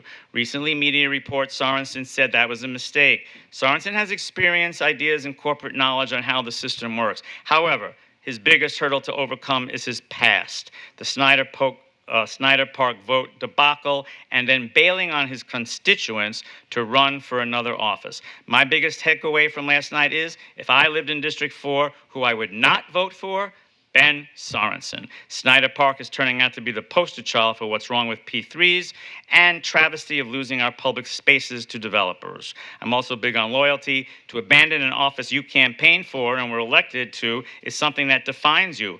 Quote, fool me once, shame on you. Fool me twice, shame on me. So, District 4 peeps, you have your vote. You have your choices. Do not vote for Ben Sorensen. Next post, Fort Lauderdale, the new mini Monaco. This is a very long and extensive I'm sorry, post. Mayor. How many more do you have? Just a few more. Because We got a long meeting, so. Yes. Okay. I think your Okay. point is. I think your point is. Well I can go taken. on because they get worse. Okay, I'm just going to say that they get worse. He bashes three of us consistently on any project that we've ever passed, whether it's Bahia Mar, again reiterating to everybody why we have to go, why we have to be removed from office, mentions us by name, which I think is a total violation of the Code of Conduct, and this goes on and on and on. By the way, even attacking the police during the State of the City address at the Parker Playhouse. Quote, there are several high-ranking uniformed FLPD inside the Parker with 24 officers outside, including 4 motorcycle officers, 2 mounted officers, and 1 tactical unit just standing around. Inside looks like a reception for the Oscars. Is that my tax money paying for this? I counted 25 police cars. I'm sure there were even more around. I don't know if anyone's patrolling our city tonight. Dean announced it's his birthday, so I guess this is just one big taxpayer-funded party for him. He goes on to criticize the police even further in this post. You tell. I know you want me to stop. I apologize. These get worse. I can certainly put these all in the record. I'm just saying, Mr. Spence, anything that I've read, or I could read more if you think they haven't, do these violate the Code of Conduct at all? Well, I think that's a decision the commission has to make. That's correct, Mayor. Yeah. So are you? So we now have a We now need to introduce a resolution regarding the names that were read into the record. So, do you want to introduce a resolution? What am I introducing exactly? Do you want to introduce a resolution approving all the names except Mr. O'Brien? Is that what you're suggesting tonight? Yes. Okay.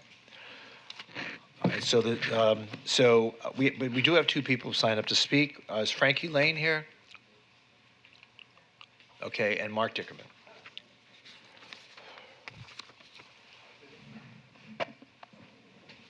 Mark Dickerman, city resident, community activist. I've been asked to read a statement from Paula Yakov. You know, wait a minute. You tried this once before, and we let you do it. You're not here to She asked me. represent If I can't do it, I can't do it. That's fine. We'd rather not follow that practice. I'll submit it to the clerk for the record. That's How's good, that? yeah. No problem. We appreciate your interest in representing them, but I don't want to follow that practice. Okay. Where is that person now? Okay. To our attorney, is that not allowed? The only concern I have there is that the individual isn't here to say that they actually read that statement. So, but that's what I'm saying is we're relying on your assertion that the individual is saying that, and if you recall, we had that issue with a former candidate. Right. When individuals came up here and alleged that certain statements were said about another individual, and that person then allegedly sent a message to someone else. So I don't want you all to get into a situation where we're having statements attributed to individuals who don't have the ability to state whether or not they've made those statements. Okay. Are there any others, Mayor? I would like to say something. Yeah, go right ahead. Okay. All right. I don't agree with the what's being cited. I believe in freedom of speech. What you read, Commissioner, I don't see it as anything that is other than free speech. We're able to say the things that we would like to say, things that are being said. Some of the things that you're reading appear to be things that were considered to be documentation or repeating of things that were documented already. So I don't understand why an individual who is well-known in the community, one who has a extensive history, who's done much not only for Fort Lauderdale, but for reading his bio, has received a Medal of Valor for actions on 9/11 for the World Trade Center. He has been awarded through the FLEOA for actions also on 9/11. He is 2005 Federal Drug Agency Foundation Group Award. This is an individual who has actually done a lot of work, not only service in Fort Lauderdale, also nationally. I believe that he is a great pick for the homeless committee. I have not heard anything from members on that committee other than he's a good pick, he's a good fit. I've been told since I've been here, I need to get tough skin, and it sounds like some of us on this dais tonight need to get some tough skin. If the individual is on point, they're attending the meetings, and they are accepted and working well with the committee, I don't understand what the problem is. I really don't. Okay. Well, I'd like to respond, Mayor. The Yes, go problem ahead. is we have a code of conduct that I believe is totally violated by these social media posts. You know, I used to serve on boards and committees. I didn't get crazy on social media. I wasn't posting every day criticizing the elected officials who appointed me to a board or a committee. I just don't see the reason for that. I think it violates our code of conduct. I have also heard from other folks that tell me that they have never seen Mr. O'Brien at the HAC. They've never seen him at the Salvation Army. They've never seen him at community court. These are all the items that are part of what this board is supposed to do. And I've been told that as well. Again, I thank Mr. O'Brien for his service, what you just mentioned, all of those things. That's very, very important. I am just specifically focusing on why do we have a code of conduct? Why do we urge our appointees to show respect? And by the way, even though he just likes to bash the mayor, me, and Commissioner Sorensen, this really isn't about the three of us. This is about respect for the office. You know, for many, many years, I was the president of my neighborhood association. Did I always agree with my district commissioner? Absolutely not. But I always showed respect. I would never post those kinds of things about my elected officials on social media, day in and day out. That's what I'm questioning. I'm not questioning his credentials at all. I'm questioning his code of conduct, which is what we have passed as a commission. If we don't want it and we're just going to call everything free speech, then let's get rid of the code of conduct and let everybody have a free-for-all. I'd be much happier if we just were not hypocritical and didn't say that we have a code of conduct and then don't bother to enforce it. That's how I feel. I'm sorry. All right, thank you. What's the Commissioner Sorensen? Go ahead. Yeah, I just had a question. I'm not looking at the code of conduct. I don't have it in front of me at the moment. What's the language in the code of conduct, Commissioner Glassman, you're citing? Well, he kind of read it. Well, I read it in the very beginning. It says, I will refrain from inappropriate language, including statements that are malicious, threatening, slanderous, disparaging, mean-spirited, abusive, and mostly against fellow committee members and also the city commission. It says that I will not ridicule my fellow members or the city commission. His posts are full of ridicule. That's all they are, is ridicule. Also ridiculing other people in the city, which he does. And then, you know, I found letter D very interesting. I will not intrude into daily operations or spheres of responsibility outside, you know, the committee. Well, again, I didn't get a chance to read the rest of them, but trust me, Mr. O'Brien has an opinion on us about everything that we do that are definitely outside his sphere of responsibility on this particular committee. I could go on, but those are the main letters in the code of conduct, Commissioner Sorensen. Okay, thanks. And I think you all when did you pass the code of conduct? Was it last year? Was it 2024? No, it was a couple of meetings ago. Was it that recent? No. Was it November? No, it was more recent. September of 2024. September. It was a while. So I wasn't here. I apologize. Yeah, I wasn't here for that. So I just that's what I thought. So let's just put Michael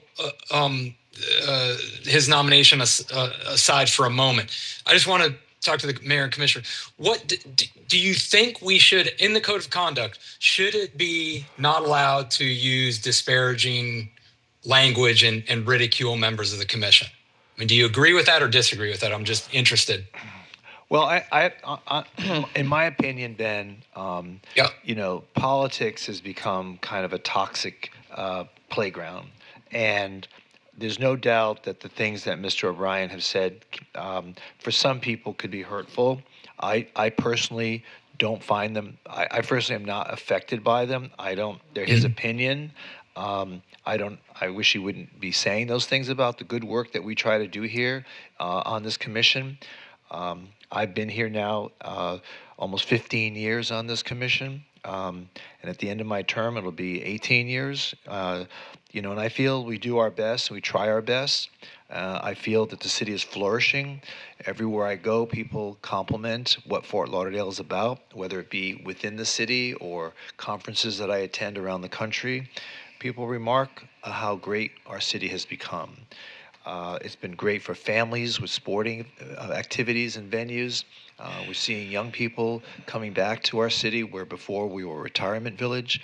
And I think we can all be proud of that. And Ben, you are part of that too.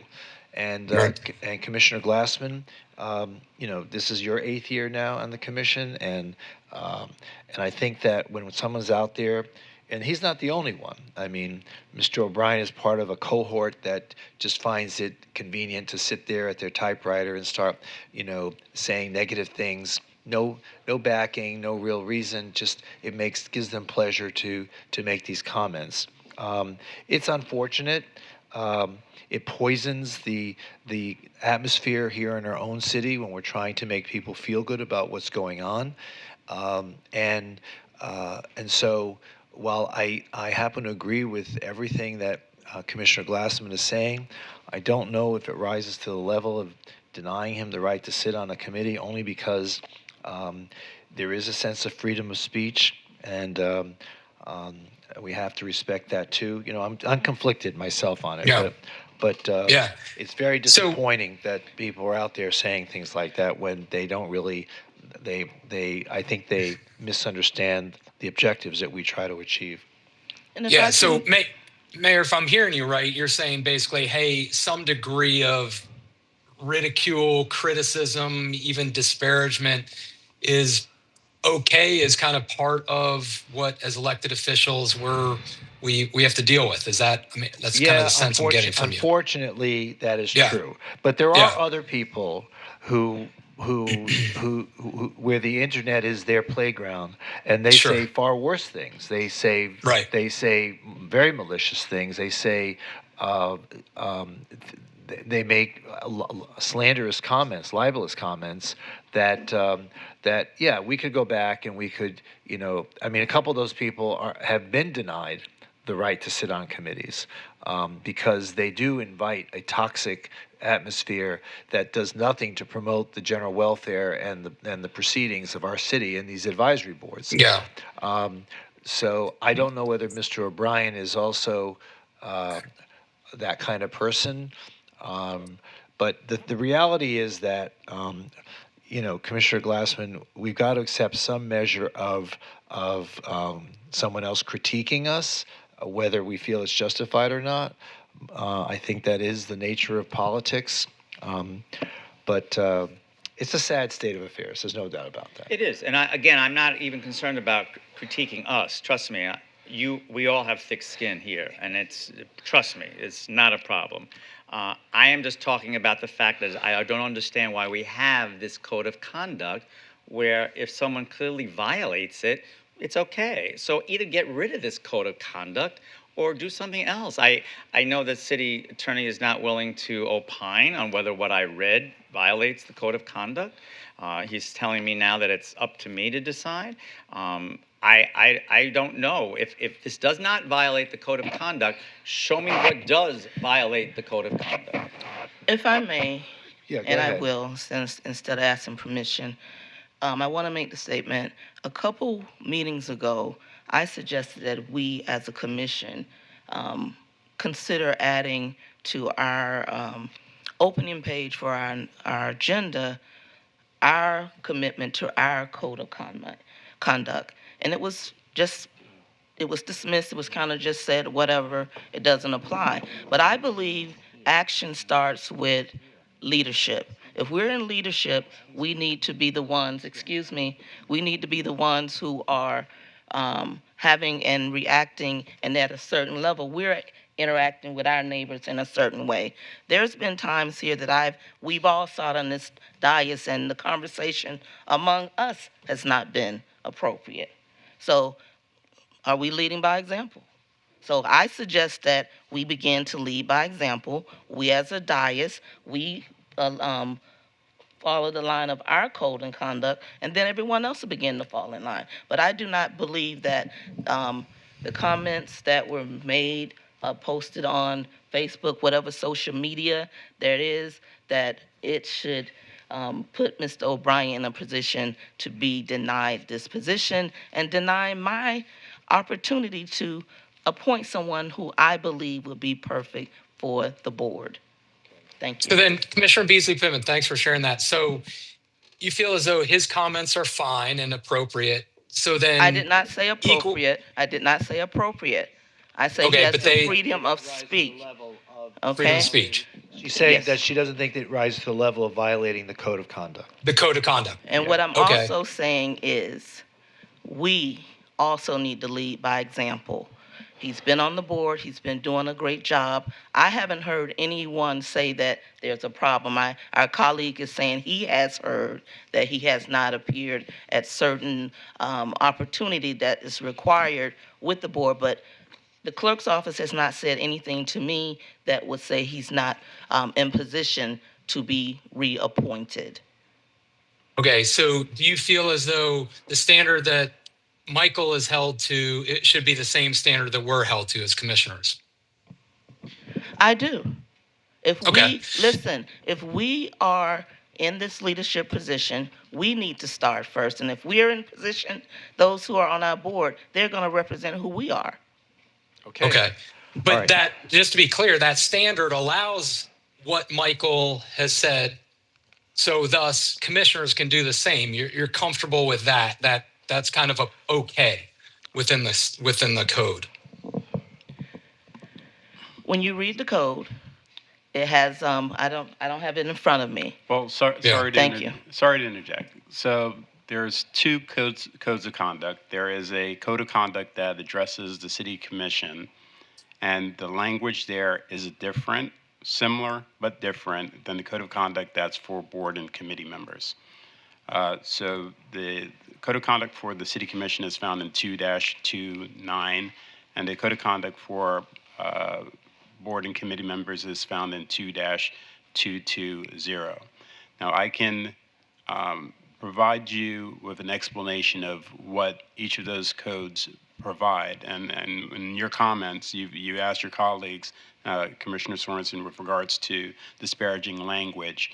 The Code of Conduct for board and committee members expressly uses the term disparaging in reference to inappropriate language. So subsection A says, I will refrain from inappropriate language, including statements that are malicious, threatening, slanderous, disparaging, mean-spirited, vulgar, or abusive. That's what applies to board and committee members. City Commission's Code of Conduct has a similar statement in subsection B, which says, I will refrain from using inappropriate language, including statements that are malicious, threatening, slanderous, disparaging, mean-spirited, vulgar, or abusive. You've already decided that that inappropriate language circumstance applies to both board and committee members and you all. What the Code of Conduct for the board and committee members provides for, it doesn't address the appointment of board and committee members, but it addresses their removal. So these are the standards that you've put in place that they have to sign when they are appointed to those committees or boards. And if they do not abide by this Code of Conduct, it is within the discretion of the commission to consider their removal. Now, with regards to appointing, you have broad discretion with regards to who you appoint to boards and committees, and you don't have to necessarily have a reason for not appointing individuals, although I think it's nice to have that statement made to the public. And I hope that clarifies that for you. Yeah, thanks. That helps. Is Michael O'Brien there? I'd like to have his Well, feedback. Before on we this. do that, Commissioner, I noticed Yeah. Frankie Lane is Sure. here in the audience. Frankie, did you say he was here? He's not here. Okay.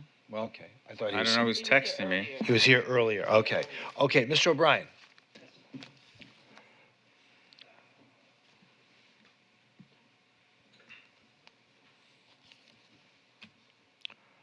Good evening.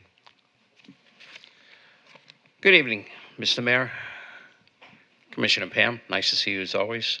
Commissioner, I guess a little background would be nice. I'm sure the city attorney will recognize these words, and I quote, "Thus, we consider this case against the background of a profound national commitment to the principle that debate on public issues shall be uninhibited, robust, wide open, and that it may well include vehement, caustic, and sometimes unpleasant, sharp attacks on government and public officials." Justice William Brenner, New York Times via Sullivan, 1964. That is a Supreme Court case. Now, some of those comments you read, yes, I made them or I posted them, I'm sure. You're correct. Were before the election and before I was put on a board. I was happy to be put on the board by Commissioner Beasley Pittman because I wanted to contribute. Why did I want to contribute? Because in April of 2023, my neighborhood flooded. Doorway to doorway across the street. And it didn't drain. So that's when we formed our neighborhood civic association. And my job, and the reason I post, is because I'm not the president, I'm not the vice president, I'm not the treasurer, I'm not the secretary. I am the communications representative because I had the time to come to the meetings. Then when Fortify Lauderdale came around and I found out our neighborhood was not listed to get storm drains, I started going to meetings. And the former director of public works, the colonel, when I asked him, why aren't we getting storm drains? We don't have storm drains. And he said, go ask a commission. It's the commission's fault. Oh, by the way, the commissioner in 2019. I said, can we get storm drains? He said, no. That's why I started posting. Yes. And Commissioner Glassman, I'll tell you a little story. You know we saw each other at the CFLCA meeting. I know because you took efforts to ignore me and walk away. I was going to shake your hand the same way I've shaken the hand of Commissioner Sorensen when I saw him at a meeting. I did what my father taught me. I stood up and I shook his hand. And I would have done the same to you. So after the CFLCA social, I stayed. And I spoke to a fellow who I don't normally agree with. And you know what we did for about 15, 20 minutes? We had a conversation. We talked. We didn't solve the ills of the world. We didn't change the climate. But we spoke like gentlemen. Mr. O'Brien, can I ask you a question? Yes. How many times have you called my office to ask to meet with me? 0. Right, because I have a district commissioner. Right. But you still, even though you have a district commissioner, it still never held you back in making disparaging remarks about me. And here you're saying you held your hand out to try to seek a conciliatory relationship with people, but you've never tried that with me. Yet you still find it okay to keep bashing me without any reason whatsoever, or if you have reason, never explaining it to me, or never trying to understand why I do the things that I do and vote the way I do. So don't come here saying like you're such a victim or that you're some champion. I never when you said I was a victim. Well, you're implying that. Now, I'm not going to vote against your appointment, but I do. But don't come here thinking like you're representation of sainthood when you're not. You've made no effort whatsoever to reach out to me, yet you still find it necessary to say, "Oh, he's got to go," blah blah blah blah. I don't really care. Elections have results, and I was reelected regardless of your comments, and Yes. probably in spite of your comments. Yes. Now, I don't even know what district you live in. I don't know what neighborhood you live in. I don't know why you don't have storm drains, because you never talked to me. So- Mr. Mayor. Yeah. We stood right there when. I don't know. Where May I finish? Yeah. When Bill Brown brought you over. Yes. And we discussed our lack of storm drains, and you said, "What neighborhood do you live in?" And I said, "Sunset." And your response was, and I have witnesses, you said, "Where is that?" Well, Sunset is not the official name of the neighborhood. It's not the official name of a neighborhood? We have signs that say it. Just as Sunset? Sunset. Okay. Yes. It's by Riverland. Sorry. Mr. Mayor, that's okay. So? That I understand. It's a large city. So that would have been an opportunity for you to say, Mayor, why don't we get together? Why don't you come to my neighborhood? Let's talk about it. Why isn't it on the list? What can you do to help promote this? How can we get this as part of the preferred neighborhoods or the priority neighborhoods in order to avoid future flooding? That would have been the opportunity to do it. No. I You went to decided Public go on the Works and internet they told say, me no. What an idiot. No, I went to Public Works and the colonel told us no. Okay. All right. Any Well, further I would just like to address something because I'm so sorry that I didn't see you. You're talking about the You social saw me, at sir, McGuire's? please. You saw me. Well- I was standing with Ted. You saw me. No, I definitely don't notice Ted. But I would just say to you, you should have just come over to me. I spoke to the group. That's okay. Maybe that was the problem. If you were with Ted, I probably definitely just didn't look in that area. But I'm just going to say, what you just said about me not coming to you, you could have come to me.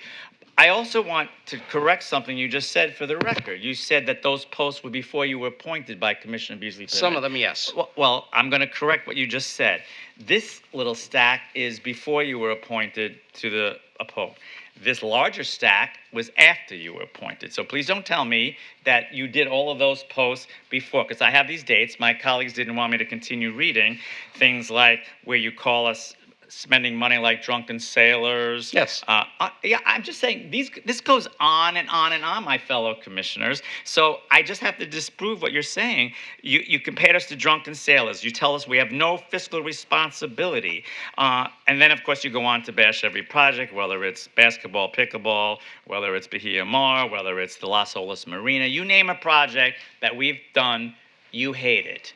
And even though you and I have never had a conversation, so I'm so curious as to what just makes you bash three of us all of the time and love two of us all of the time. Obviously, without a conversation, and you're not a constituent of mine, so I really haven't had much interaction with you, but please don't tell me that those posts were before you were appointed. The stack after you were appointed is a lot worse than the stack before you were appointed. The things you've said since you were appointed are much more egregious than the things that you said before you were appointed. All right. That's So all. wait. So Mr. O'Brien, would you wrap up your comments? We want to move on tonight. Okay, listen. I am willing to serve. If my commissioner wants me to serve, I've been to every meeting. And to correct something you said, I have been to community court in early January. And I went out with the hot team. And that is why I want to try to change the situation that is out there. We keep saying we have $12 million for the homeless. Well, let's make a change. And I want to be part of that change. Okay. I've been to every meeting. You see me here all the time. Okay. I appreciate. Thank you for the I appreciate time. your commitment to our city. Thank you so much. Okay. Is there anyone else who wishes to speak on this item? Okay. There's a resolution on the floor to accept all the names that have been introduced into the record by the clerk, minus Mr. O'Brien. I'm going to amend that, if that's okay, Go ahead. Mayor. Well, you Yeah, made the I'm motion. not going to oppose this nomination to this board. Okay. Because you know what? I have made my point, and it's okay. It's okay. Let him serve. It's okay. I don't want to, upset any more people. I do want to say, though, to Commissioner Beasley Pittman, there's a difference between what I read in these social media posts and the language that's used by people like Mr. O'Brien and the discussions that we have amongst ourselves. We are not always going to agree on items as commissioners. We're just not. But that doesn't mean that we're violating any kind of code of conduct.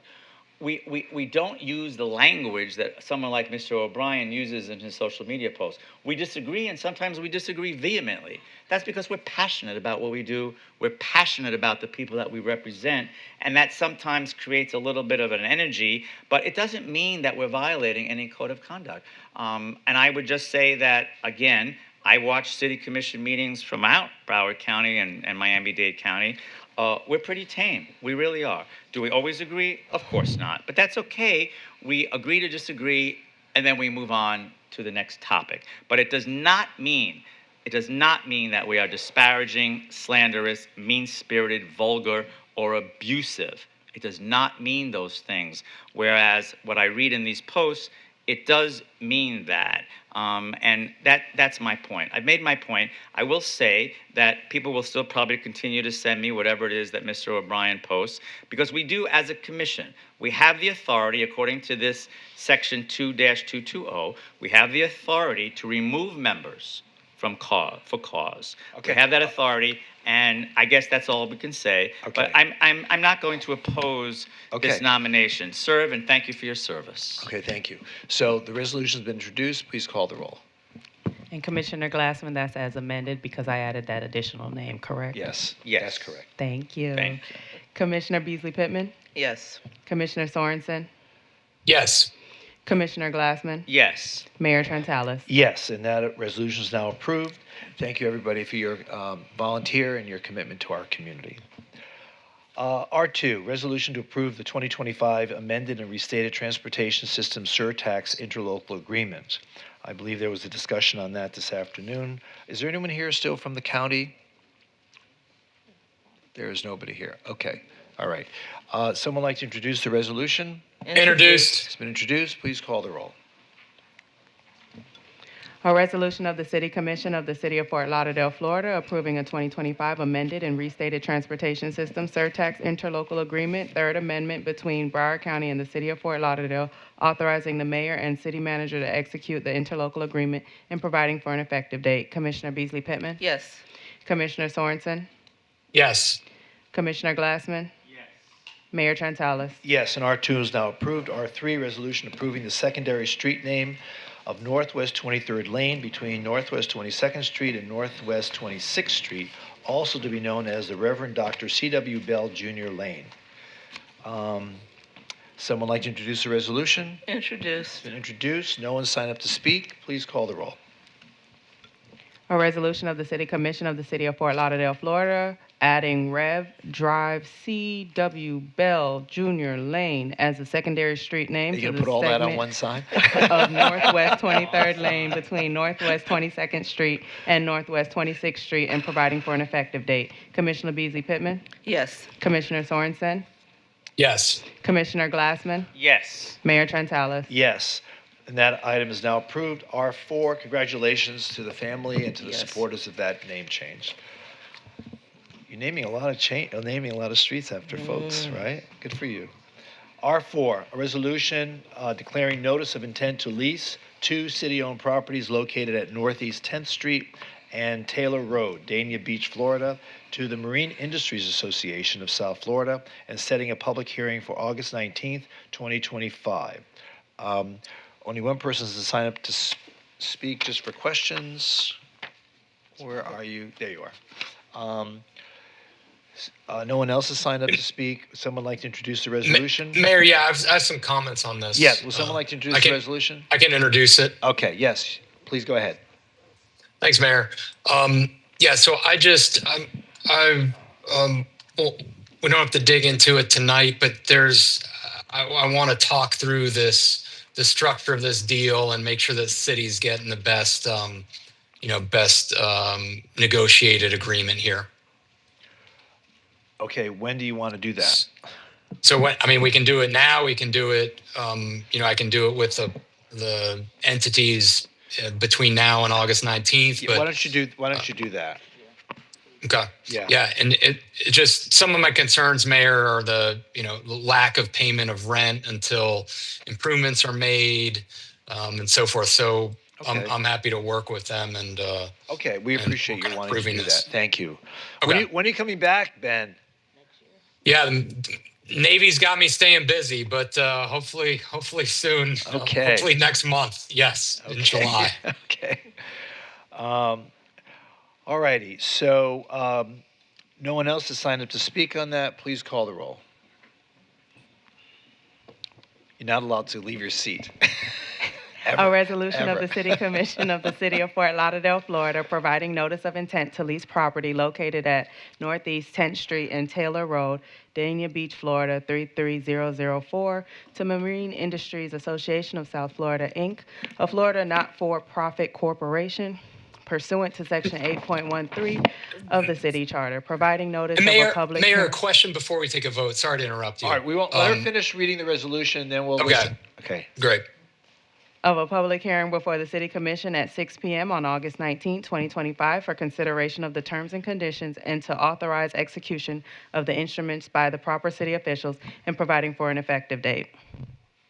Dwayne, I don't think it does, but by taking this vote, that doesn't limit our ability to negotiate effectively, does it? No, it's my understanding that we can tweak the deal terms and come back to the commission. We may have to do another notice of intent, but I'll allow the city attorney to verify. Okay, great. Thank you. Continue. Commissioner Beasley Pittman? Yes. Commissioner Sorensen? Yes. Commissioner Glassman? Yes. Mayor Trentalis? Yes, and R4 is now approved. R5, a resolution waiving the application of the mandatory commission approval amount to purchases of goods or services, including purchases of goods or services via change order during the City Commission's recess, and providing for severability, rescission of conflicting resolution provisions, and an effective date. Does this also require a ratification vote upon the conclusion of our recess, Mr. Spence? Not a ratification vote. It does provide for a report back to you all of the actions taken during the recess. On or before September 30th, I would come back to the commission with a report. With a report, but not a need to ratify your decisions. Correct. Okay. All right. No one has signed up to speak. Would someone like to introduce the resolution? Introduced. Please call the roll. A resolution of the City Commission of the City of Fort Lauderdale, Florida, waiving the application of the mandatory commission approval amount to purchases of goods or services, including purchases of goods or services via change order during the City Commission's recess and providing for severability, rescission of conflicting resolution provisions, and an effective date. Commissioner Beasley Pittman? Yes. Commissioner Sorensen? Yes. Commissioner Glassman? Yes. Mayor Trentalis? Yes, and R5 is now approved. R6, resolution accepting grant funds from the State of Florida Division of Emergency Management for Emergency Operations Center improvements, $1,114,000, and additional matching expenses of $366,000. No one has signed up to speak. Someone like to introduce the resolution? Introduced. Resolution's been introduced. Please call the roll.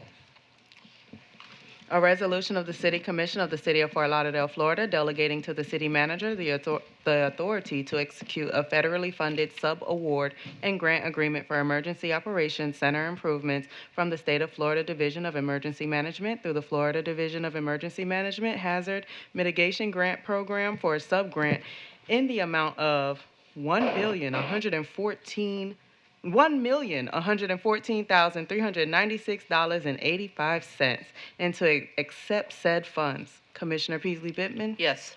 Commissioner Sorensen? Yes. Commissioner Glassman? Yes. Mayor Trentalis? Yes, and R6 approved. R7, a resolution approving a community aesthetic feature agreement with the Florida Department of Transportation and authorizing the city manager to execute all associated agreements.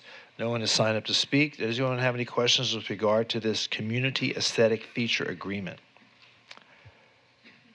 I didn't quite understand the full impact of this. Who's Chris?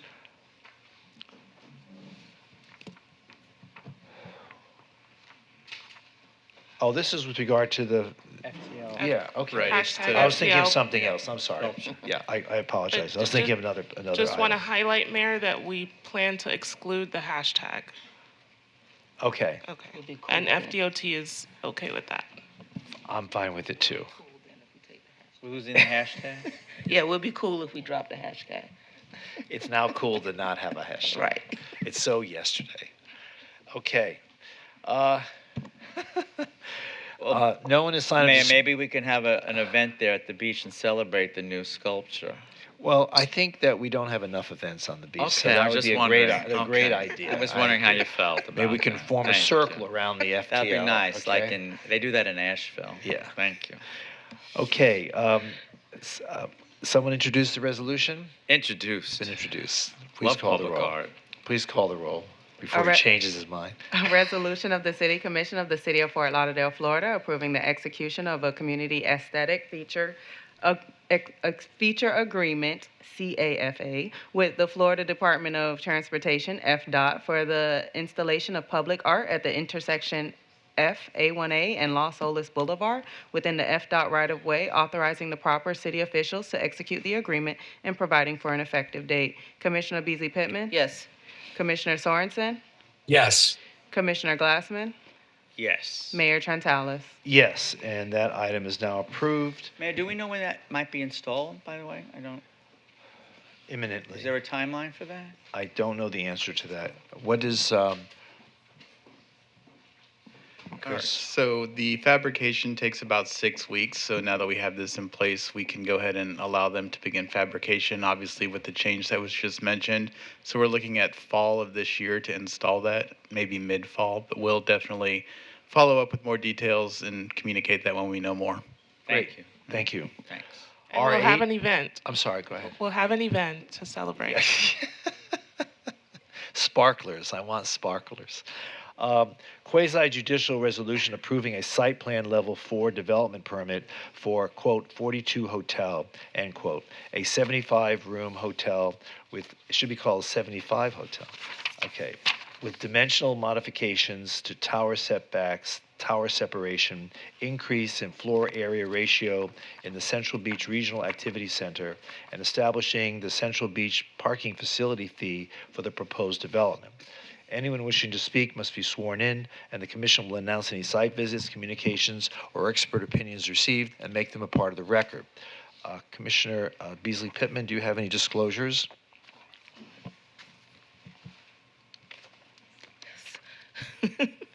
I'm sorry.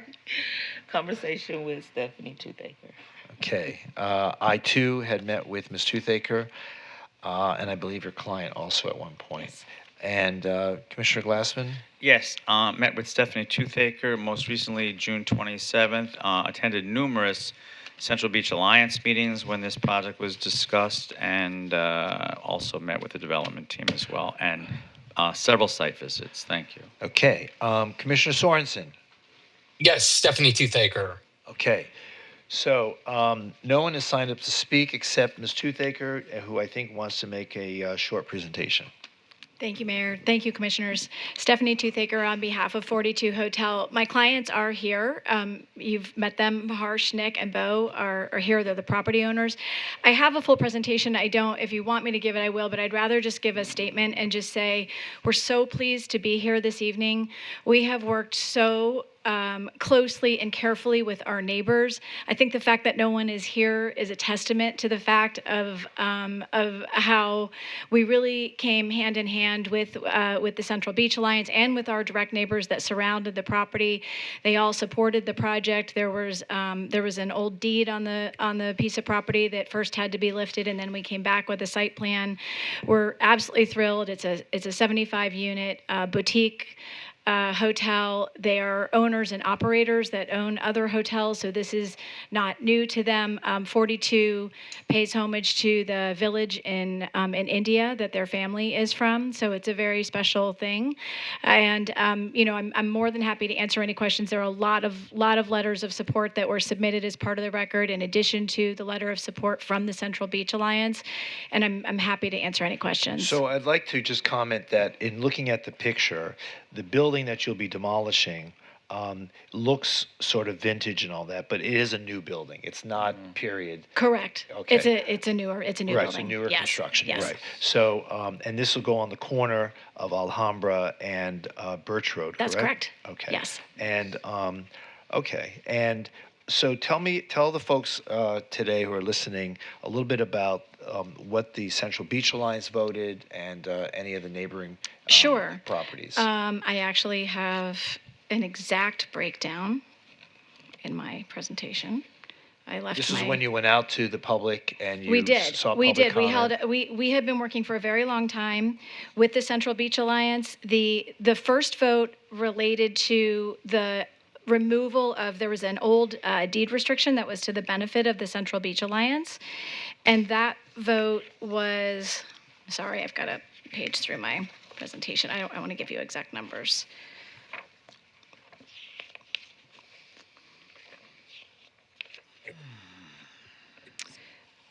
$227 people voted yes in favor of removing the deed restriction, and 1 voted no. So 227 to 1.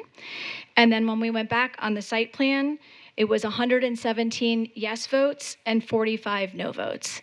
And through an analysis that we did with the president of the Central Beach Alliance, actually because in the Central Beach, as you'll remember, buildings get 10 votes and individuals get 1 vote. And interestingly, the no votes, the majority of the no votes were actually 3 buildings, and they were not the direct neighbors.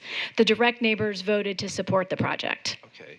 And is this hotel going to be branded, or is just 42 is the brand. What's it called? 42 is the brand. 42 Hotel is the brand there- of the hotel. Yes, okay. it's the family's brand. And they have 42 hotel in other They do. locations. They do. Many in New York and other places around the All right, United very States. good. Those are the only questions I have. Anyone else have any questions of Ms. Toothaker? Mayor, I just want to add to the discussion, and I also want to say, as someone who watched this very closely and worked with a lot of the folks in the neighborhood, I really want to commend the development team, Stephanie, folks. The work that went on, this was a real journey. This was not an easy path for several of the buildings right around this site. It took a lot of work, it took a lot of cooperation, and it took a lot of dialogue. And I just want to thank the development team for being so respectful for the neighborhood and putting in that work and putting in that time. And I think that we see the results of all of that really excellent communication and work, because people really did understand, and it was a real education. And I just want to say thank you, and I want to wish you all the best and welcome you to the neighborhood and to District 2 and to the city of Fort Lauderdale, and hope you will continue to invest in our city. So thank you. This was a real example of what can happen when people work together.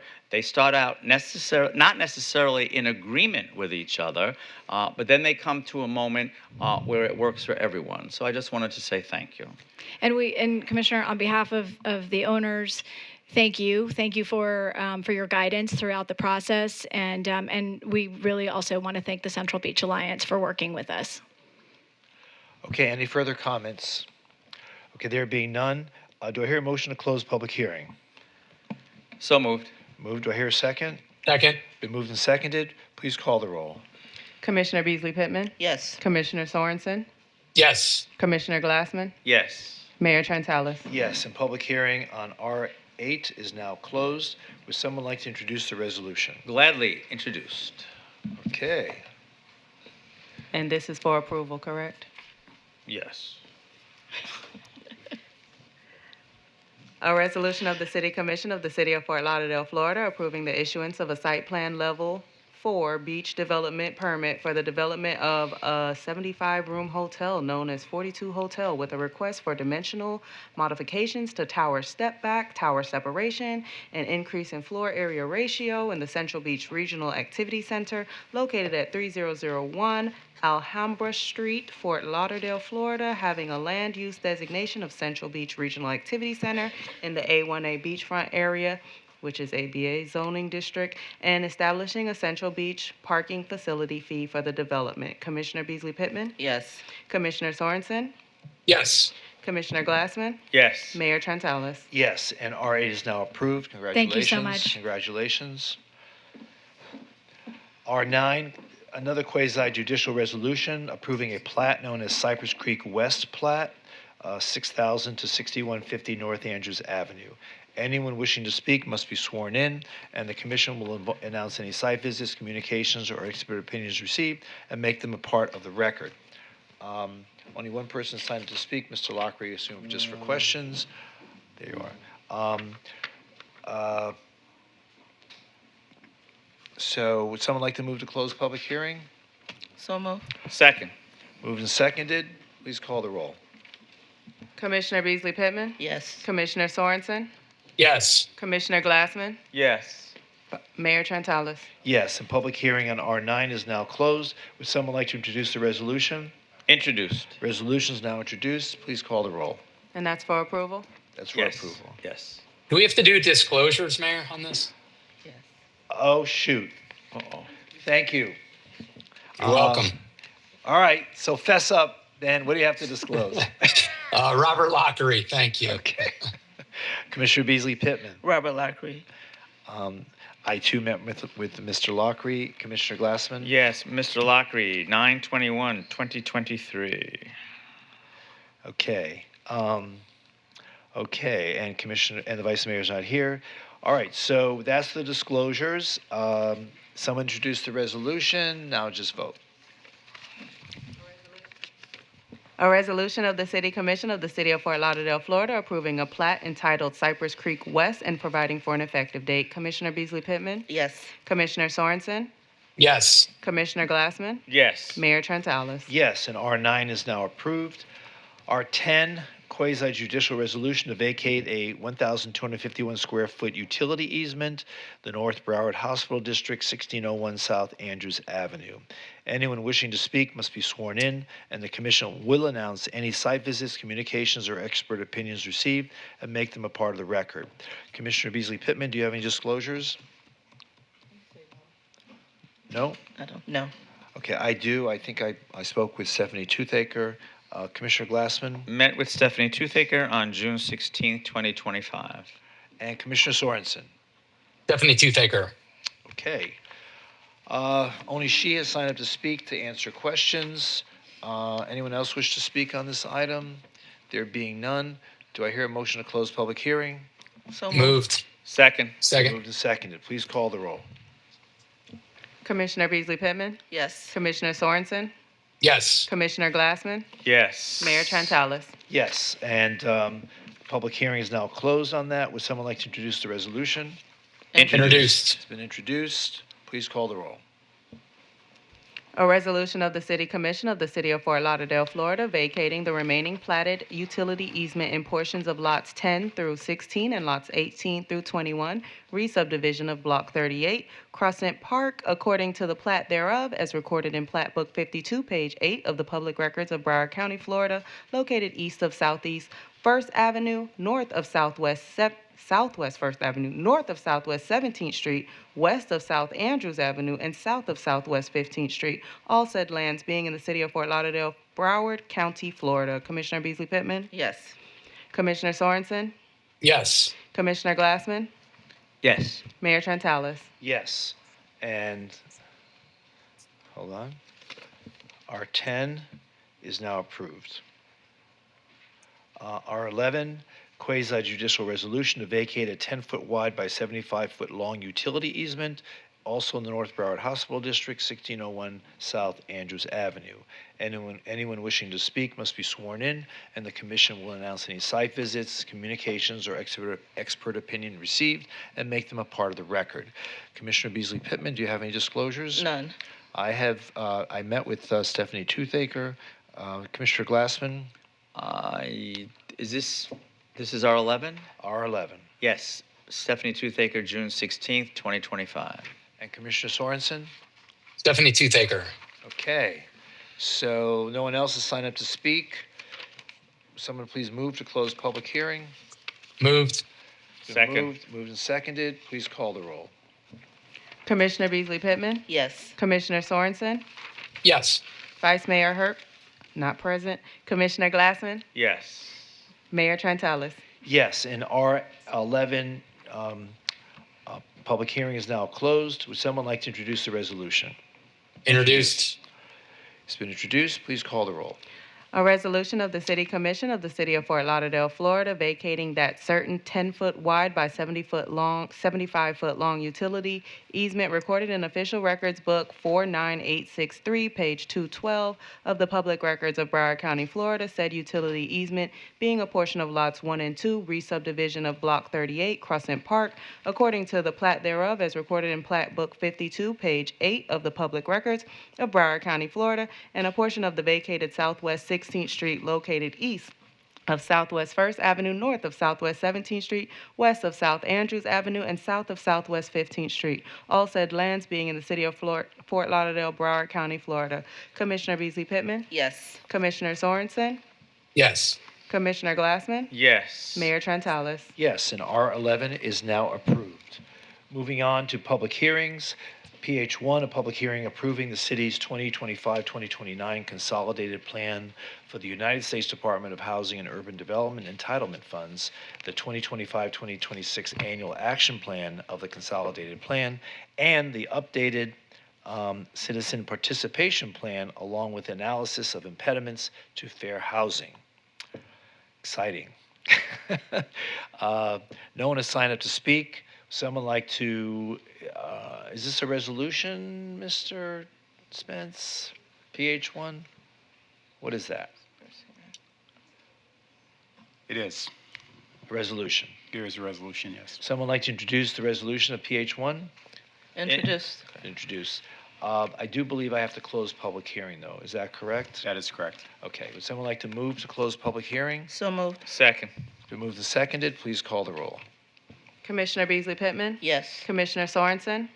Yes. Commissioner Glassman? Yes. Mayor Trentalis? Yes, the public hearing on PH1 is now concluded. Someone like to introduce the resolution of PH1? Introduced. It's been introduced. Please call the roll.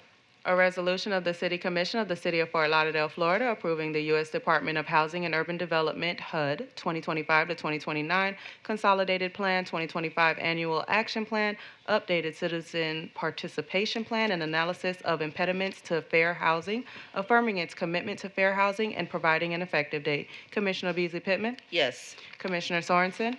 Yes. Commissioner Glassman? Yes. Mayor Trentalis? Yes, and what is that? That resolution is approved? Yeah, okay. PH2, a public hearing, a resolution approving the reallocation of funds from the Parks and Recreation General Obligation Bonds, Series 2020A bonds. That was pulled. Is this pulled? Was that pulled? Yes. Yeah, that's I pulled. apologize. Thank you for reminding me. PH3, public hearing and ordinance amending ordinance number C95-67, amending the tax increment revenue to be deposited into the Northwest Progresso Flagler Heights Community Redevelopment Area Redevelopment Trust Fund, amending the annual appropriation of tax increment revenue by the City of Fort Lauderdale, Florida, subject to conditions, terminating the requirement for any other taxing authority to deposit tax increment revenue into the redevelopment trust fund, and providing an effective date. No one has signed up to speak. Someone like to move to close public hearing? So moved. Been moved. Do I hear a second? Moved and seconded. Please call the roll. Commissioner Beasley Pittman? Yes. Commissioner Sorensen? Yes. Commissioner Glassman? Yes. Mayor Trentalis. Yes, and public hearing is now closed on PH2. So just so everyone understands, this ordinance is now going to pick up where the conclusion of the CRA will, when is it sunset? September, is November. it? November of this year. So this is the city commission's commitment to keeping some level Bless you. of the CRA continuing in the Northwest Progresso Flagler Heights community redevelopment area. So someone Mayor- like to introduce the Mayor, if I ordinance? may, Yeah, it's just a this- second. Someone like to introduce the ordinance? Introduced. Been introduced, yes. I just wanted to mention this establishes the TIF rate to the city going forward. So it was 95%. What this ordinance does, it amends it to the 50% annual rate that the commission directed staff to establish. Right. But it does not, it's only the city's contribution. Correct. There's no other taxing authority that's That's right. participating in this. Mhm. Correct. Okay. So let's see. We closed public hearing. Someone like to you introduce the ordinance? Introduced already. Please call the roll.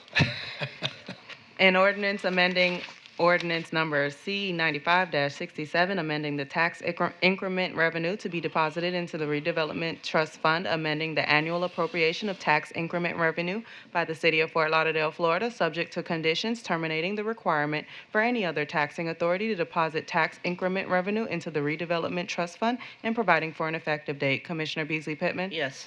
Commissioner Sorensen? Yes. Commissioner Glassman? No. And Mayor Trentalis. Yes, and the ordinance is now approved. PH4, public hearing, quasi-judicial resolution, approving a waiver of limitations at 738 Northeast 20th Avenue for the installation of 6 mooring piles and 3 triple mooring pile clusters. Anyone wishing to speak must be sworn in, and the commission will announce any site visits, communications received, communications or expert opinions received, and make them a part of the record. Commissioner Beasley Pittman, do you have any disclosures? No disclosures. I don't recall meeting with anybody on this. Is there anyone representing anybody here on this? There's nobody. There's a hand. Oh, you there are. is. Are you the owner? You're the attorney? Okay. All right. I don't recall having any conversations with you on this, right? No. Commissioner Glassman? None. And Commissioner Sorensen? None. Okay. No one has signed up to speak. Would someone like to move to close public hearing? Come on, Moved. folks. Second. Moved and seconded. Please call the roll. Commissioner Beasley Pittman? Yes. Commissioner Sorensen? Yes. Commissioner Glassman? Yes. Mayor Trentalis. Yes, and public hearing on PH4 is now concluded. Someone like to introduce the resolution? Introduced. It's been introduced. And this is for approval, correct? For approval.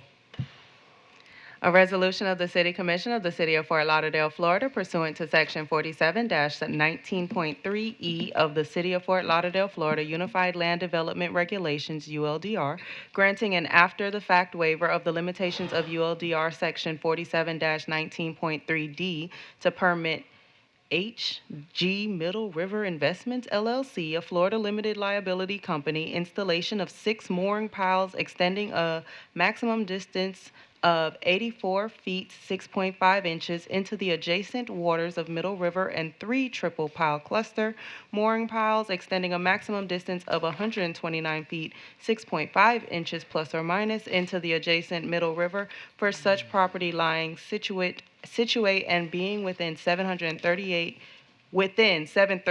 Northeast 20th Avenue, Fort Lauderdale, Florida 33304, and more particularly described below, subject to the certain terms and conditions, repealing any and all parts of resolutions in conflict herewith, and providing for an effective date. Commissioner Beasley Pittman? Yes. Commissioner Sorensen? Yes. Commissioner Glassman? Yes. Mayor Trentalis. Yes, and that resolution is now approved. Before we get into the OSR second reading, do you have a script for me for the budget resolutions? You have that? You don't? No, you have it, but you haven't given it to me. What? Mayor, that's skipping for it? the public hearings in September. Tonight, it's just resolutions setting the rates. Okay, all right. So, Wing it. yeah. Usually we have a script. For the, Okay. What about makeup? Huh? What about makeup? Yeah. Okay, moving on to OSR 1, second reading, quasi-judicial ordinance approving a medical office building with a request for a design deviation and application of prior zoning regulation. A Broward Health Medical Center medical office building and parking garage, North Broward Hospital District. Anyone wishing to speak must be sworn in, and the commission will announce any site visits, communications, or expert opinions received and make them a part of the record. I swore I spoke to somebody on this. Yes, okay, Stephanie Toothaker. Commissioner Beasley Pittman?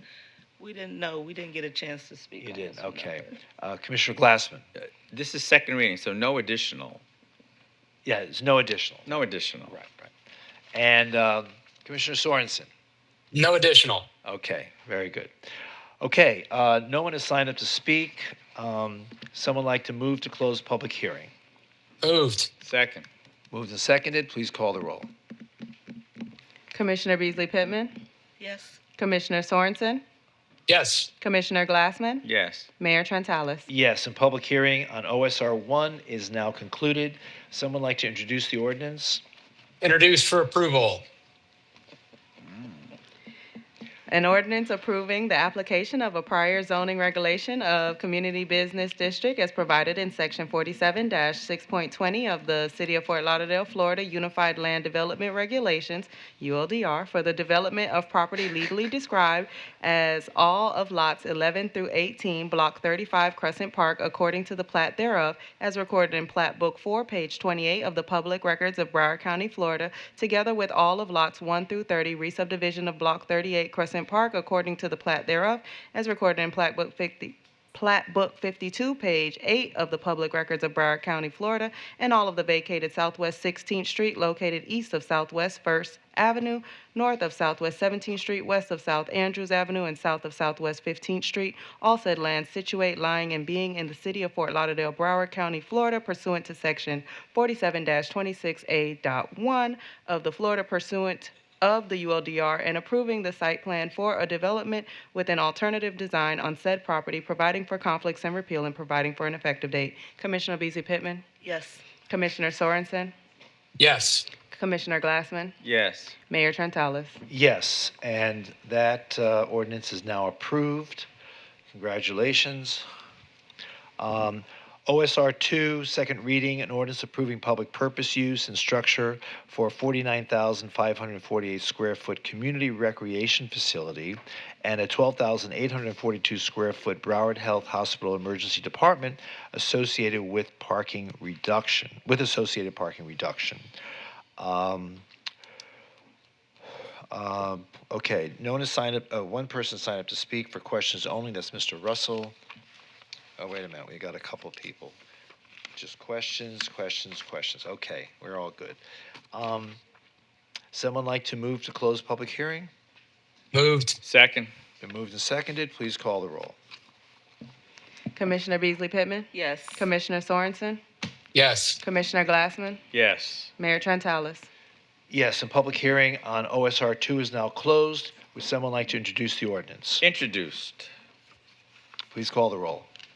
An ordinance of the City of Fort Lauderdale, Florida, approving as a public purpose use and structure a community recreation facility and emergency medical facility pursuant to Section 47-18.26 of the City of Fort Lauderdale Unified Land Development Regulations, ULDR, located on a parcel legally described as all of lots 5 through 21, less right-of-way for North Federal Highway, Block 252, all of lots 1 through 6 and lots 34 through 48, and the west 7.5 feet of lots 7 through 15, Block 251, Progresso, according to the plat thereof, recorded in Plat Book 2, page 18 of the Public Records of Dade County, Florida, all of lots 28 through 33, and the west 18 feet of lots 17 through 21, replat of a portion of Block 251 Progresso, according to the plat thereof, recorded in Plat Book 47, page 30 of the Public Records of Broward County, Florida, together with a portion of the vacated Northwest 6th Terrace located east of North Federal Highway, north of Northeast 8th Street, west of the Northeast 7th Avenue, and south of Northeast 9th Street, said lands situate, lying and being in the city of Fort Lauderdale, Broward County, Florida, granting relief from specific zoning regulations and approving an associated conceptual site plan. Commissioner Beasley Pittman? Yes. Commissioner Sorensen? Yes. Commissioner Glassman? Yes. And Mayor Trentalis. Yes. So when is groundbreaking? Soon? See those smiles. Okay, good luck with that. Thank you. Moving on to OSR 3, second reading, an ordinance of the City of Fort Lauderdale, Florida, amending Chapter 17, noise control of the Code of Ordinances of the City of Fort Lauderdale, specifically Section 17-7, entitled Specific Restrictions Related to the Public Waterways. Let's see, no one has signed up to speak. Someone like to move to close public hearing? So moved. Moved. Been Second. moved and seconded. Please call the roll. Commissioner Beasley Pittman? Yes. Commissioner Sorensen? Yes. Commissioner Glassman? Yes. Mayor Trentalis. Yes, and public hearing on OSR 3 is now closed. Would someone like to introduce the ordinance? Introduce. Introduce. Okay, it's been introduced. An ordinance of the City of Fort Lauderdale, Florida, amending Chapter 17, noise control of the Code of Ordinance of the City of Fort Lauderdale, Florida, specifically Section 17-7, entitled Specific Restrictions to Establish Standards for Sound Emanating from Motorboats Being Operated, Docked, Moored, or Tied to Land, Docks, Piers, or Wharves in or abutting the public waterways of the city. Commissioner Beasley Pittman? Yes. Commissioner Sorensen? Yes. Commissioner Glassman? Yes. Mayor Trentalis. Yes. And OSR 3 is now approved. OSR 4, second reading, an ordinance creating a new City of Fort Lauderdale Code of Ordinances, Section 8-35, to address timelines associated with dock waiver public notice procedures for the Marine Advisory Board. No one has signed up to speak. Someone like to move to close public hearing? Moved. Second. Been moved and seconded. Please call the roll. Commissioner Beasley Pittman? Yes. Commissioner Sorensen? Yes. Commissioner Glassman? Yes. Mayor Trentalis. Yes, and public hearing is now closed on OSR 4. Would someone like to introduce the ordinance? Introduced for approval. Introduced for approval. Please call the roll. An ordinance of the City of Fort Lauderdale, Florida, creating a new Section 8-35 of the Code of Ordinance of the City of Fort Lauderdale, Florida, thereby amending public notice procedures for the Marine Advisory Board and providing for severability, repeal of conflicting ordinance provisions, and an effective date. Commissioner Beasley Pittman? Yes. Commissioner Sorensen? Yes. Commissioner Glassman? Yes. Mayor Trentalis. Yes, and OSR 4 is now approved.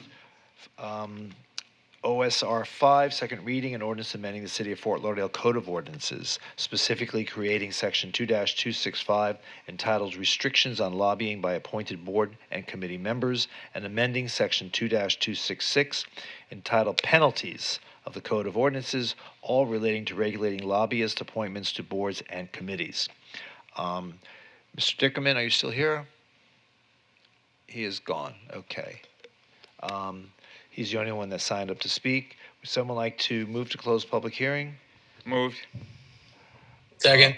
Moved and seconded. Please call the roll. Commissioner Beasley Pittman? Yes. Commissioner Sorensen?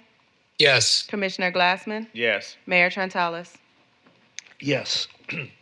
Public hearing is now closed. Would someone like to introduce the ordinance? Introduced. The ordinance has been introduced. Please call the roll.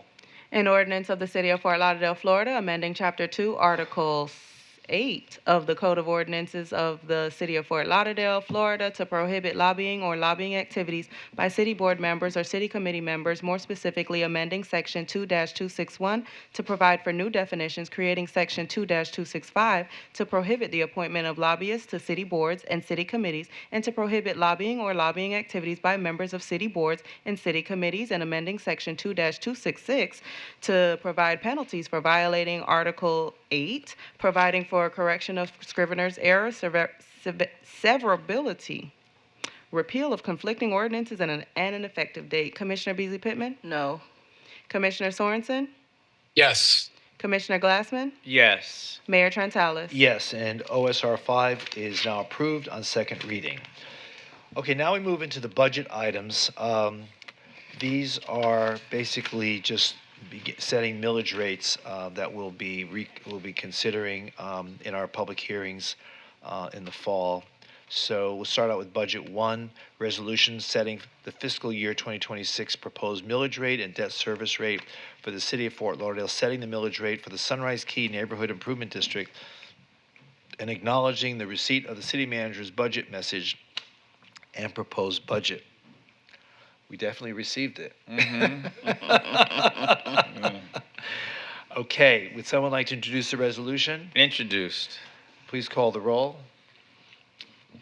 A resolution of the City Commission of the City of Fort Lauderdale, Florida, acknowledging receipt of the city manager's budget message, estimates, and recommendations, together with the proposed budget for fiscal year 2026, setting the proposed millage rate and debt service rate for the City of Fort Lauderdale, setting the millage rate for the Sunrise Key Neighborhood Improvement District, and authorizing the city manager to compute the rolled back rate and execute all appropriate instruments in order to advise the Broward County property appraiser of the proposed millage rate and rolled back rate. Commissioner Beasley Pittman? Yes. Commissioner Sorensen? Yes. Commissioner Glassman? Yes. Mayor Trentalis? Yes, and Budget 1 is now approved. Budget 2, motion setting the public hearing dates to consider the proposed fiscal year 2026 millage rate budget for the city of Fort Lauderdale and for the Sunrise Key Neighborhood Improvement District. Someone like to move the item? So moved. Second. Been moved and seconded. No one signed up to speak. Please call the roll. Commissioner Beasley Pittman? Yes.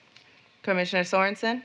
Yes. Commissioner Glassman? Yes. Mayor Trentalis? Yes, and Budget 2 is now approved. Budget 3, motion setting the proposed fiscal year 2026 non-ad valorem assessment rate and public hearing date for the Lauderdale Isles Water Management District tentative budget. Someone like to move the item? Moved. Second. Been moved and seconded. No one signed up to speak. Please call the roll. Commissioner Beasley Pittman? Yes. Commissioner Sorensen?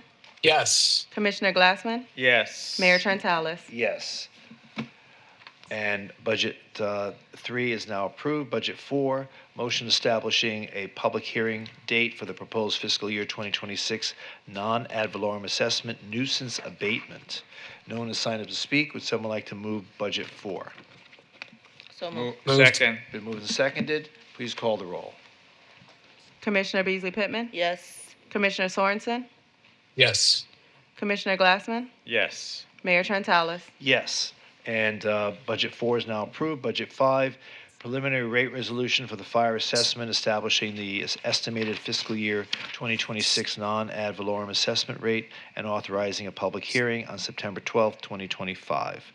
No one has signed up to speak. Would someone like to introduce the resolution? Introduced. Resolution's been introduced. Please call the roll.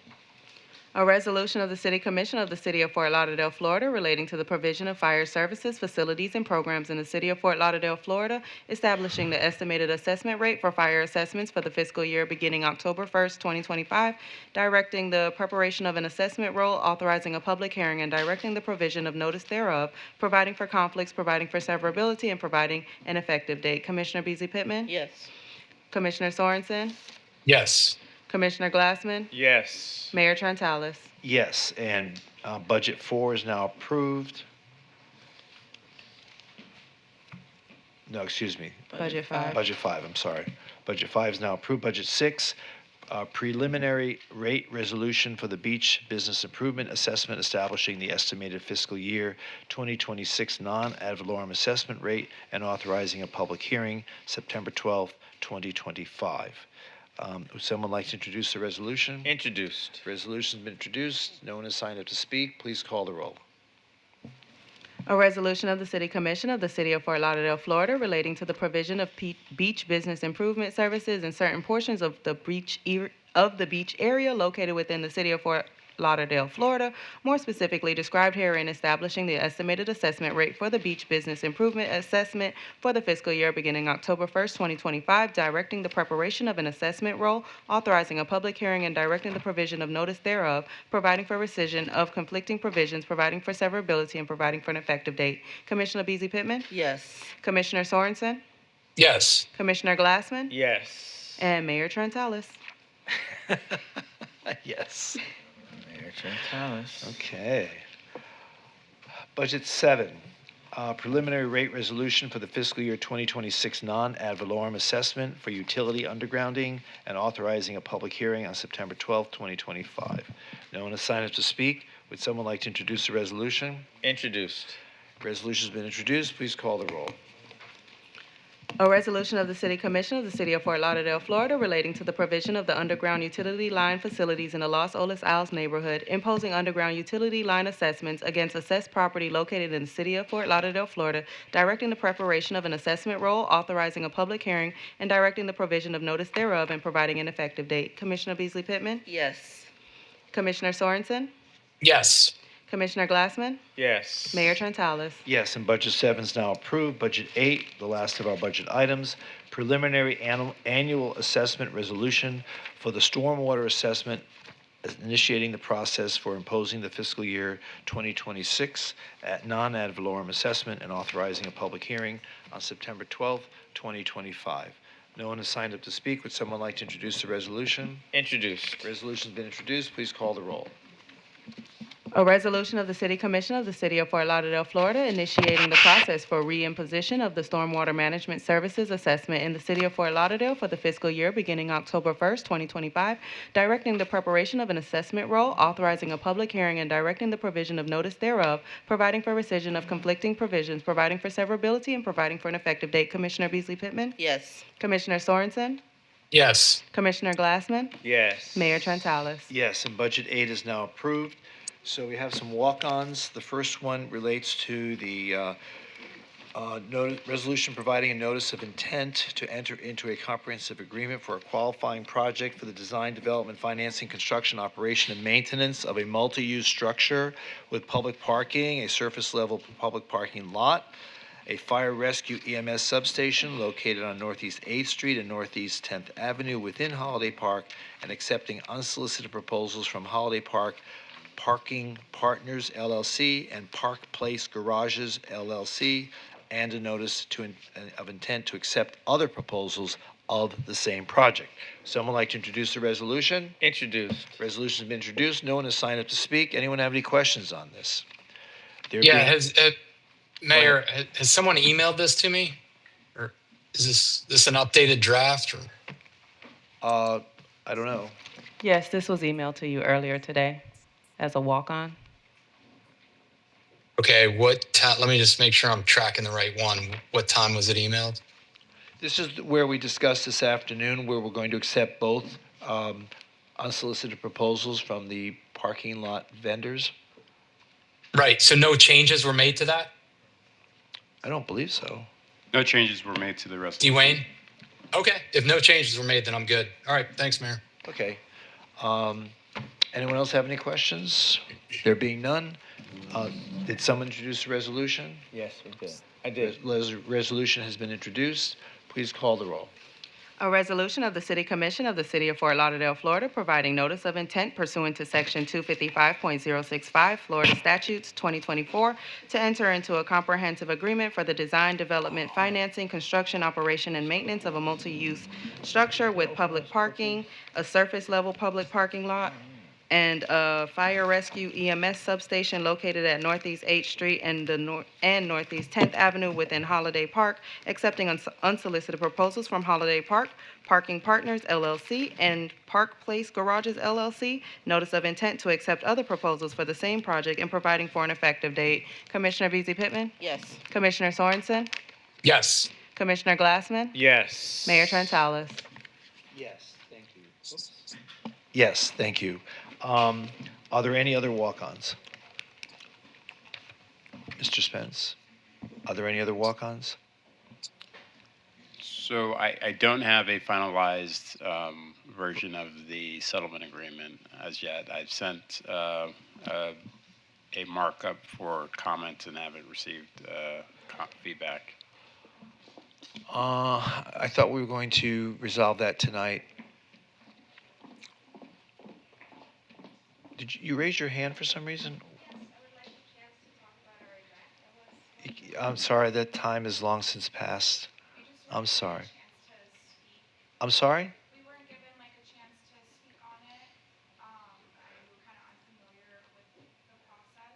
I understand, but let's finish with this and we'll talk about that in a second. Yes.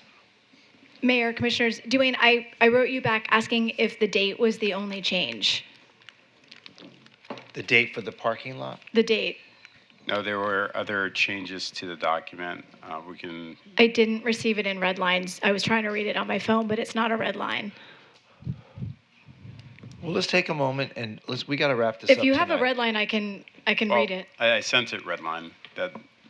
So maybe it's just not translating well to the phone. Let me send the document to. And maybe if you send it as a PDF, and I'll stay till the end, I can read it.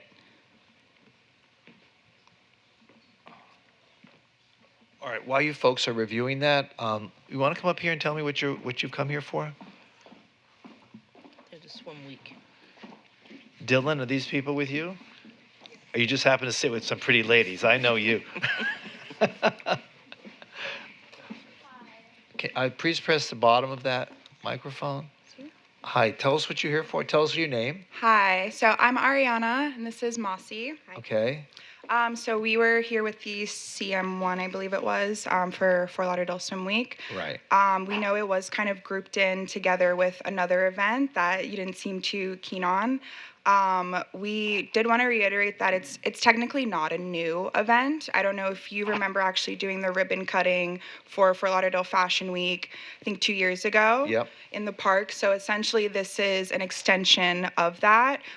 Within the years that we've had, we've brought a lot of business to the city of Fort Lauderdale. We have a lot of brands, partners, local businesses involved that are, confirmed, and they're really, really excited to promote their brand, backed by the city. And it is something that's really, really important to the people that are local here. Like we said, like businesses, vendors, artists, we've tried to derive directly from the city of Fort Lauderdale to make it a staple here rather than bringing people from the outside and kind of just throwing a party kind of thing. Wasn't it an indoor event that one time? I thought. Yeah, it has. So that was a 3-day event. So Right. one of the days was outside, Was and it? then Okay. the other 2 were Indoors. Yes, correct. Okay, all right. outside event was here at the plaza, the Huggins. Yeah, the one that you did the ribbon cutting for was the outdoor one.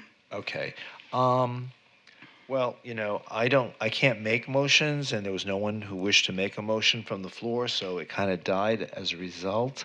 So, I guess we felt because you guys were talking about like a previous event, like the Hope Dome or whatever that was, it didn't seem very, beneficial to the city. And we definitely wanted a fair opportunity to be presented outside of that. And also just to let you know, like, again, it's not a new event. It is reputable. People do know about it. It is talked about, and they are, excited about it. And we really would love to highlight and bring the elegance to Fort Lauderdale rather than, rowdy partying. This is not that type of event whatsoever. It really is a classy, upscale event that we would like more people in the city to be involved in.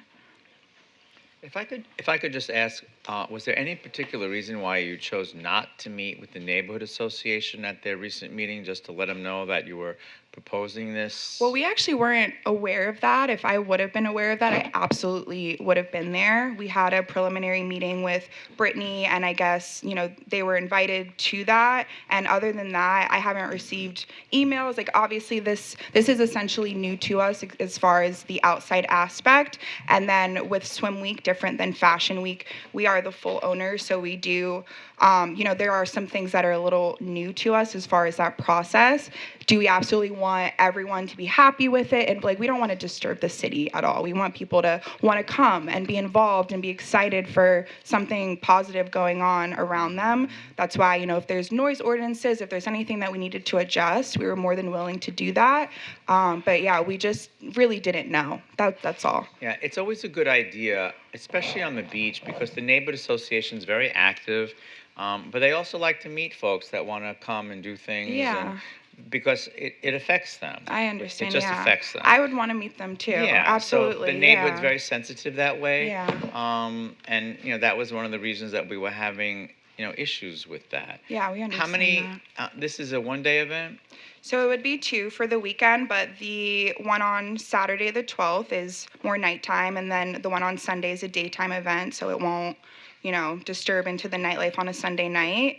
And then there's other, vendors. Yeah, we're in conjunction with the marketplace that's already there. The Loop has their marketplace every weekend. So they'll be a part of it essentially, and they'll be joining it with us. But yeah, so it'll be the 2 days for the designer showcases, including with a full market vendors, sponsors, activation of things to get involved, like, just foot traffic, people on the beach, things like that. And the hours are? On Saturday, they are 7 p.m. and then ends at 11. And then for Sunday, it is 3 p.m. ends at 7. Yeah. Yeah. Mm-hmm. Is there any day, is it just those 2 days, or is it a day of setup or any kind of? The day of setup is the day of, so 10 a.m. on July 12th. And then the day for breakdown, I believe that we adjusted to 3 a.m. on Monday, but we don't necessarily believe it would take that long. And you're expecting, the application said 500 people. Are you expecting 500 people? That's more so with the foot traffic of the event. So obviously, there's the access to all the bars and just the local businesses around. So just the normal foot traffic that's already there on the beach. We do expect, some people to come in since it is technically open. It's open to the public. Mm-hmm. Yeah. Okay. Thank you. Thank you. Mayor, I don't know how you would go about it, or if we're even allowed to do it, but I mean, it's up to you if you wanted to reconsider. I mean, I think I will. All right, so Dwayne, can we reconsider? Oh, I'm sorry. Yes, there was an emotion, so it died. Oh, it for died. lack Died of, for lack of a Okay. second. Anyone Thank can you make for a motion that. at this point. So would you like to move the item? I will, but again, I just cannot reiterate enough how important it is just to reach out to the neighborhood association. 100%. I have a feeling this will be a nice event, and the mayor loves events on the beach, and this will only be 1 week after July 4th, so people might be a little weary.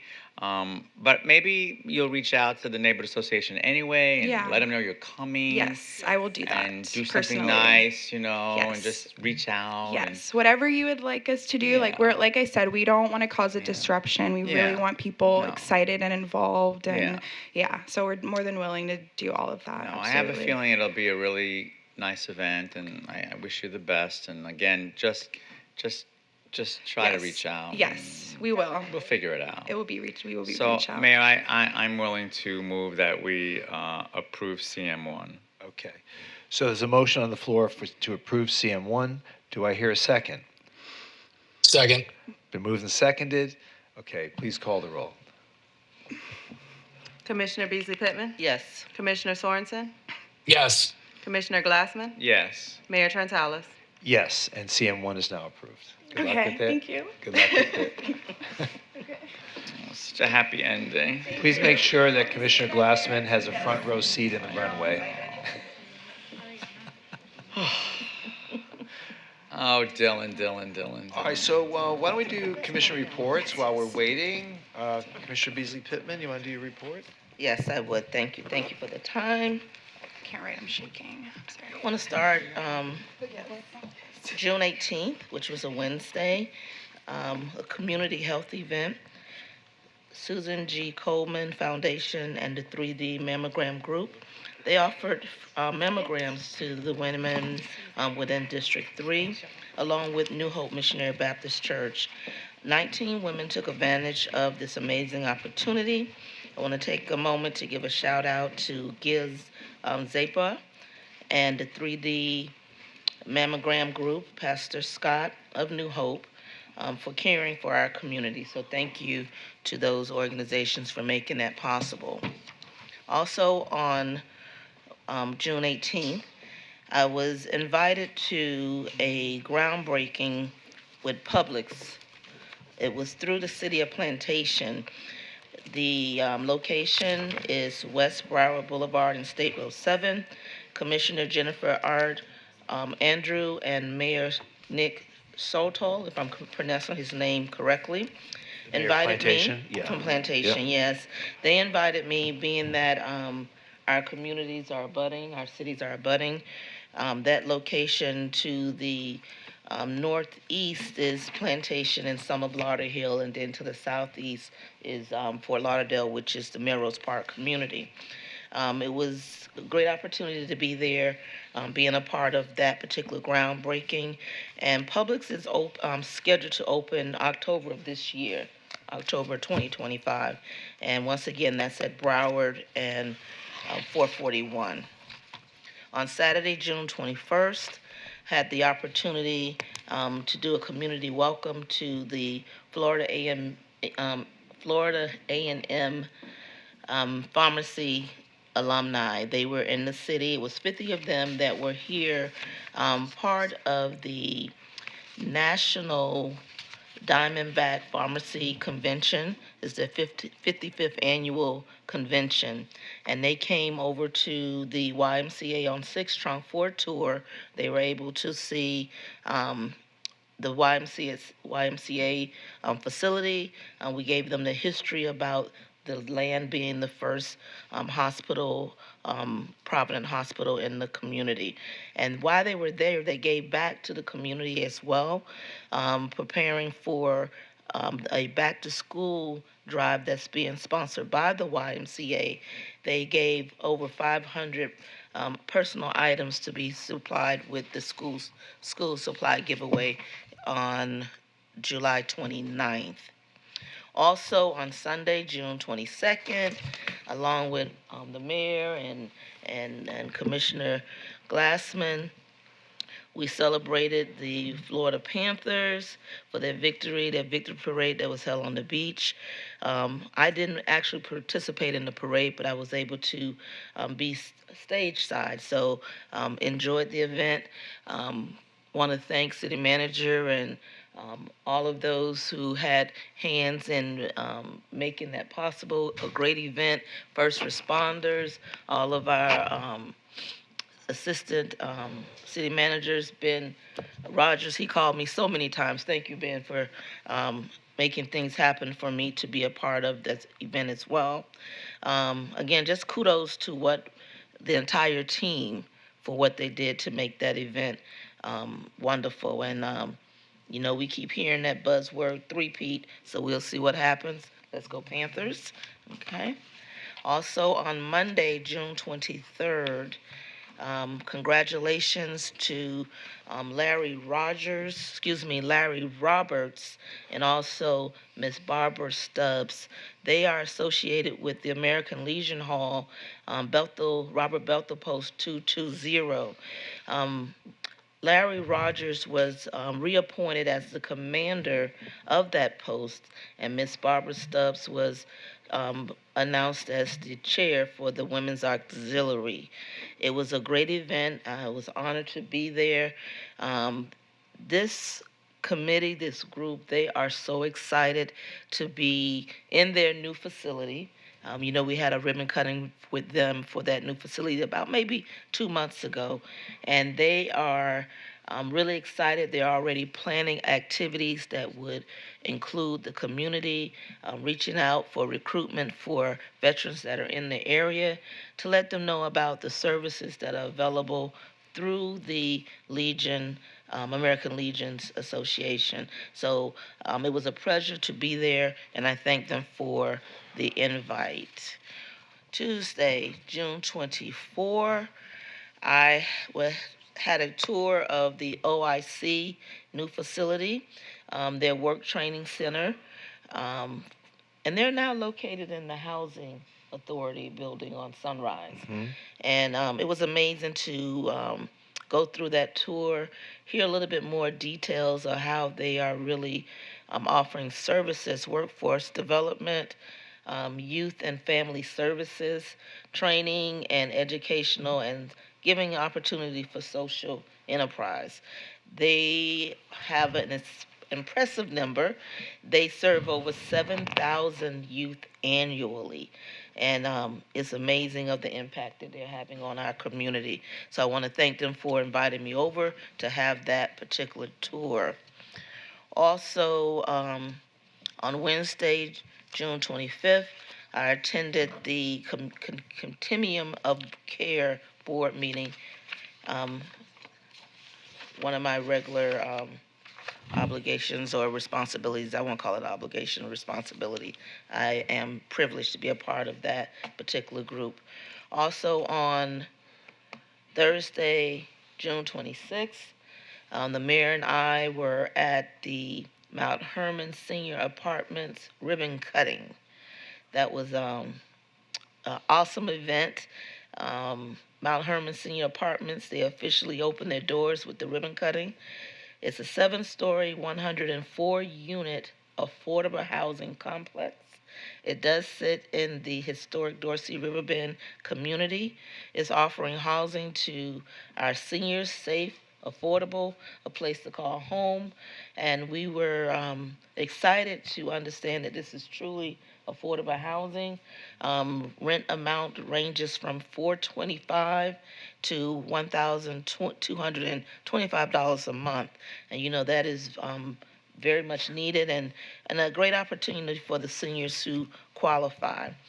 Local leaders and community members that were there celebrating this milestone. Again, Mayor Dean was with us, Dean Trantellis, County Commissioner Robert McKenzie, the pastor of Mount Hermon, Trey Green, also the local and regional bishop. I didn't get his name, but he was there with them celebrating, and also the representatives from HTG, Housing Trust Group. They are the project's developers, along with our CRA and others from the city that was there. I was really excited. I am really excited about this project. When it onset, I was actually the president for Historic Dorsey Riverbend, and the HTG group, they reached out and to our community, and from the beginning we were there with the input, the vision, and to see it come to full fruition was really exciting for me and then the others of the community. I would like to congratulate everyone involved for making the project a success, and then also to the new neighbors, welcome them home and to the city, Fort Lauderdale, and specifically District 3. Also on Thursday, June 26th, our police department, this is really exciting. You know I'm really an advocate for our first responders. Our Fort Lauderdale Police had the graduation ceremony for the Explorer Post 1160. There were 11 young people who have gone through the Explorers program and that have graduated. And it was so exciting to witness them in their passion, excited to be exposed and the experience to get firsthand training at this young age to understand what law enforcement is all about, with that commitment and drive to want to protect and serve. I did learn something that I wasn't aware of. The Explorers Post 1160, it was the number 1160 actually was Brian Penny's CCN number, and you know he's one of our city's fallen officers, and that post is in honor of him. And the program, it's a youth program, and it is dedicated to young people between the age of 14 and 19 that are interested in a career in law enforcement, and they do receive volunteer hours as well. And then they also volunteer around the city. We see them at different events. So congratulations and thank you to our chief for re-implementing this program. This is the first one since the pandemic. So we had a period of years where the opportunity was not there, but it is back, and I look forward to seeing these young faces. You know, they don't always come back to the city that they go through the program in, but knowing that this is something that they're interested in, and that one day they would more than likely be protecting and serving us overall. I would like to also just share some upcoming events. Everyone is aware that July 14th is the 4th of July Spectacular. We'll be on the beach looking for a great opportunity of celebration. July 19th, the Six Trunk Empowerment Summit will be held at 2650 Six Trunk Boulevard, which is the African American Research Library and Cultural Center. This is a part of our campaign for I Am Six Trunk.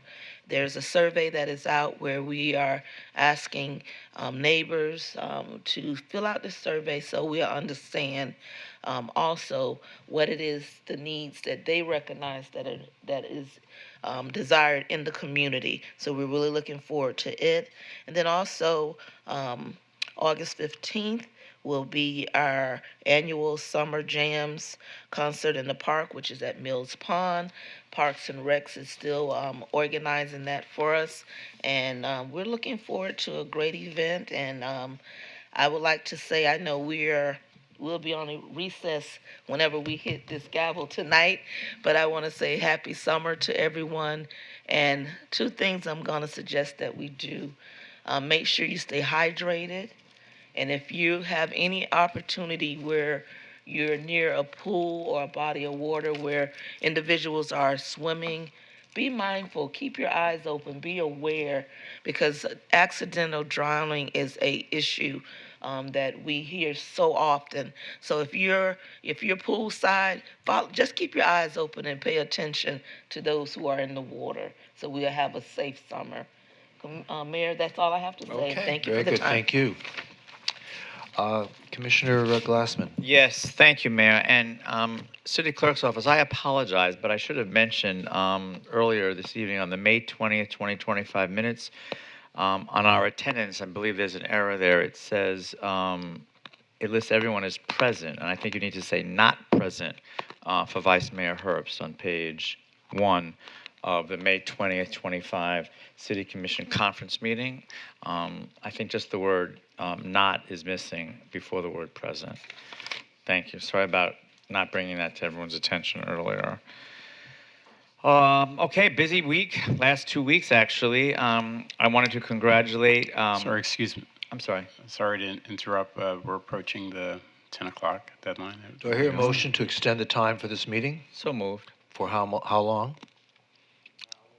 No, I don't know. How long is it going to take us to wrap it up for the? Well, how long does it take for your report? Oh, 5 minutes. 5 minutes? 7 minutes. 5 minutes. So we're going to hold you to that. So let's say 11. I'll say 10:20. How long's your report? I'm just going to waive it because Okay. I want to get everybody out of here, Okay, that's very nice of you. including myself because I have to pack. So Okay. Thank you. Good luck. do I hear? So motions on the floor. Do I hear a second? Second. So Second. let's vote for 10:20. Okay, here we go. All in favor? Wait. All in favor? Aye. Okay. Aye. Unanimous. Move on. Okay, thank you.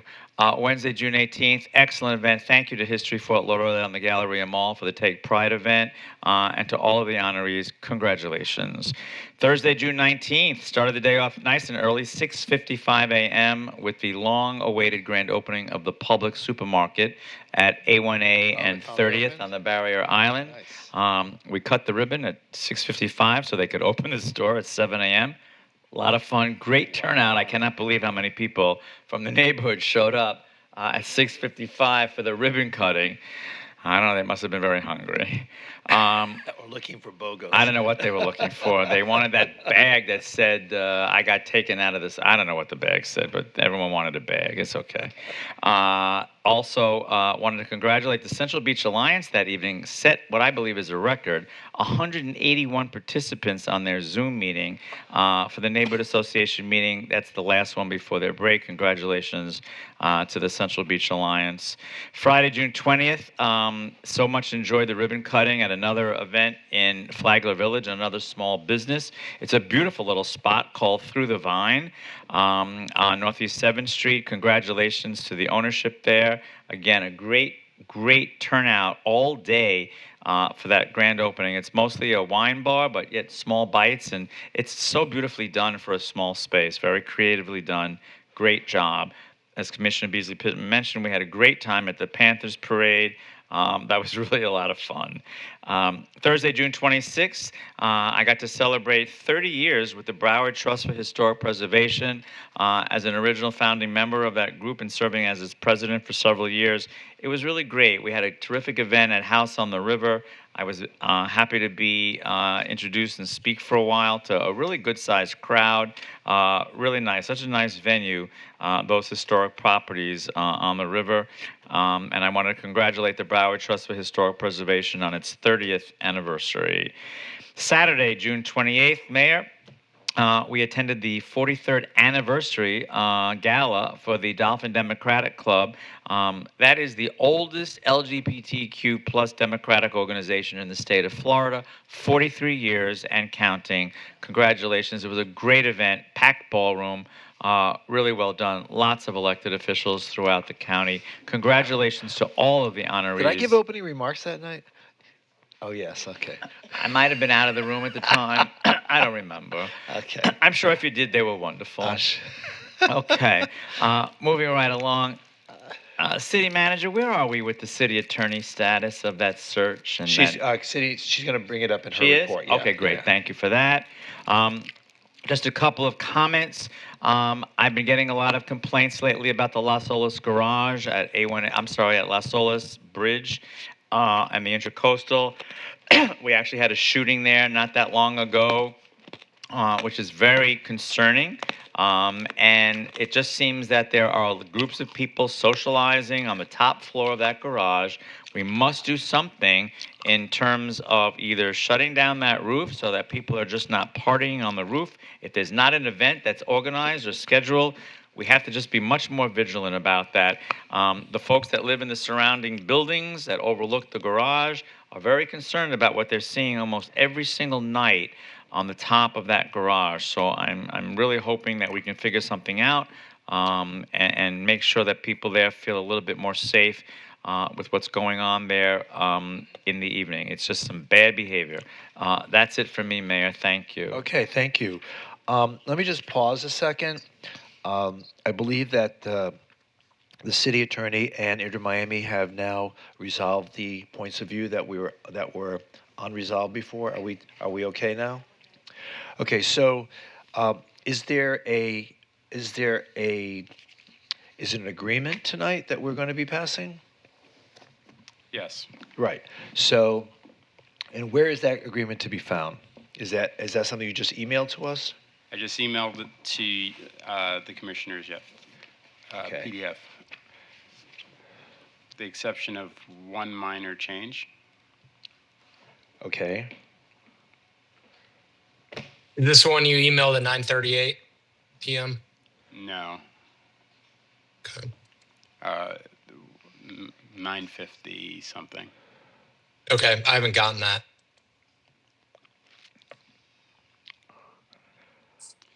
Should- 9:55. I got it right here. Okay, can you send it again, please?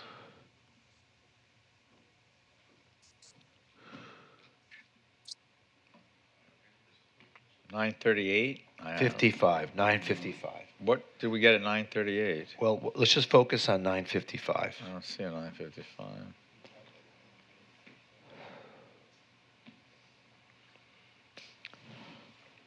Dwayne, is it titled Proposed Settlement Agreement?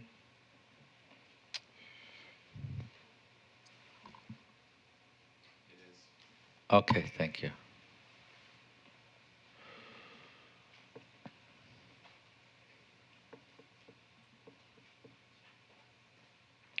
Did you get it, Ben? Nope. Check earlier, Ben. Mine came in at 9:38. Yeah, that's what I just asked, but Dwayne said But I that's don't not think it. is that the same agreement? No. No, that's an earlier version. No, we don't want that one. We want 9:55. I'll resend. I didn't get 9:55.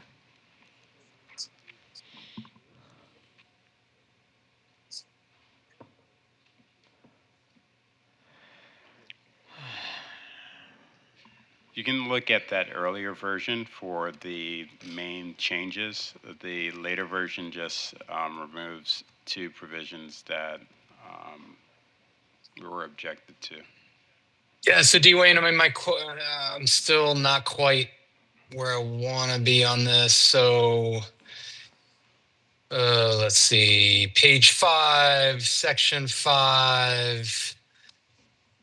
Okay, community site improvements to include. Okay, Miami Beckham, down the last paragraph on section page 5, Miami Beckham United would build a park for the city. So I think what we want to say, not the park for Miami Beckham United would build the community, would complete the community site improvements. I think that's a better phrase. I agree. Yeah, thanks.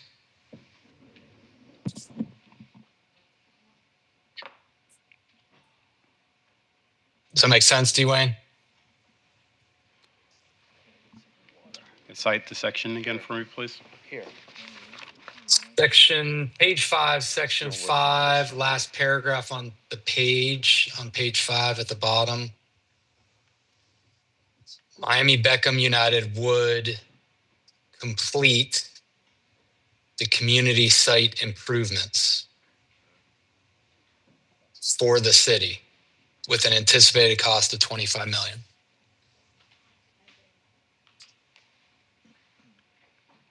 Okay.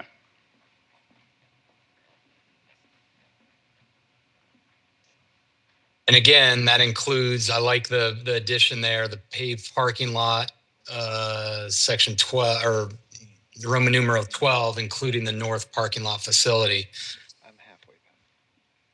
So then the last sentence on page 5 says the construction of the community site, with the exception of the north parking lot facility, shall not commence before April 30th. I'm not sure, I'm not clear why we're not wanting to move forward with the community site until then.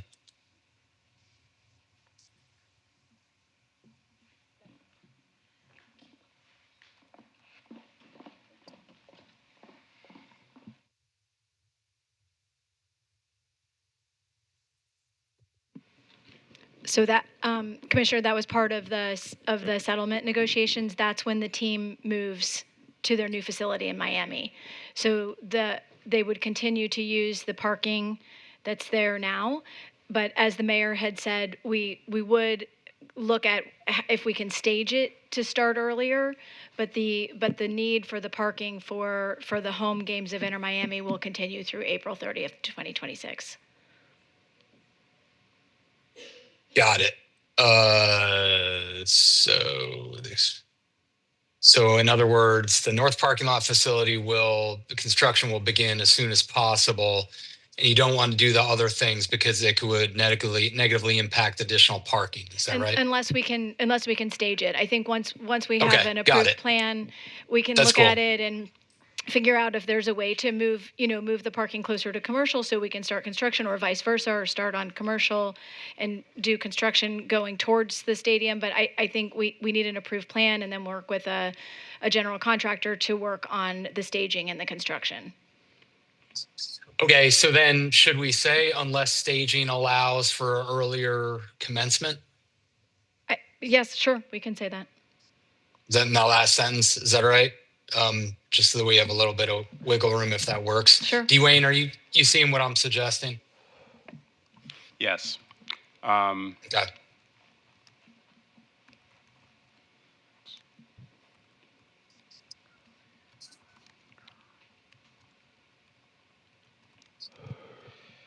Commissioner, if I can ask you to go back.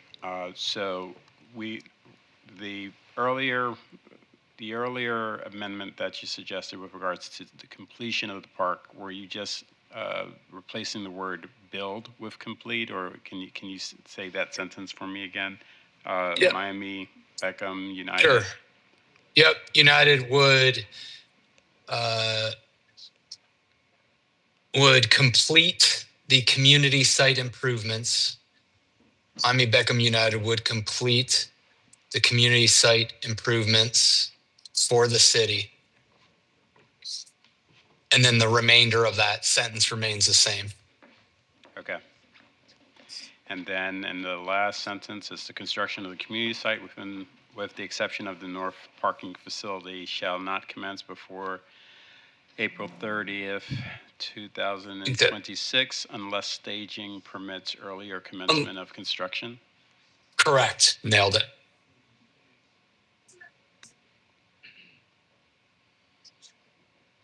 Okay.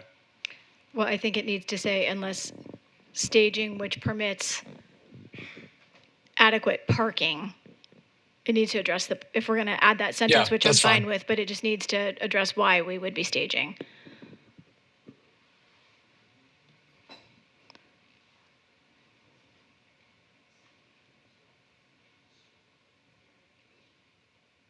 Yeah, so something, Dwayne, shall not commence before April 30th, 2026, unless staging allowing for sufficient parking Can occur. can occur. Yeah.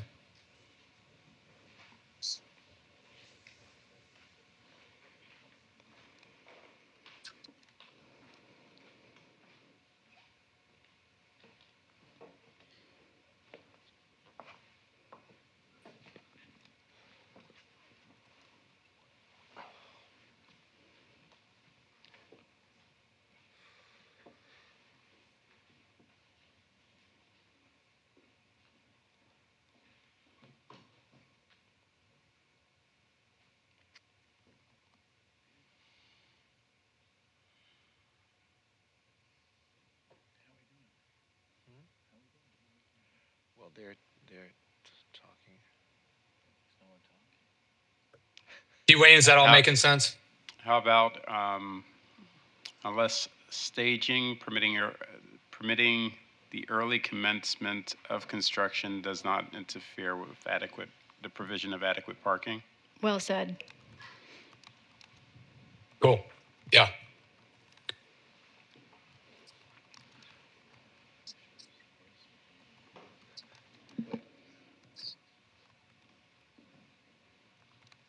Great, thank you, and thank you, Mayor and Stephanie and Inter Miami and everyone that's worked on this Thank you to everyone. to get us there. I know this is a lot of lifting, but And a lot of it, Ben, is going to be, done in good faith.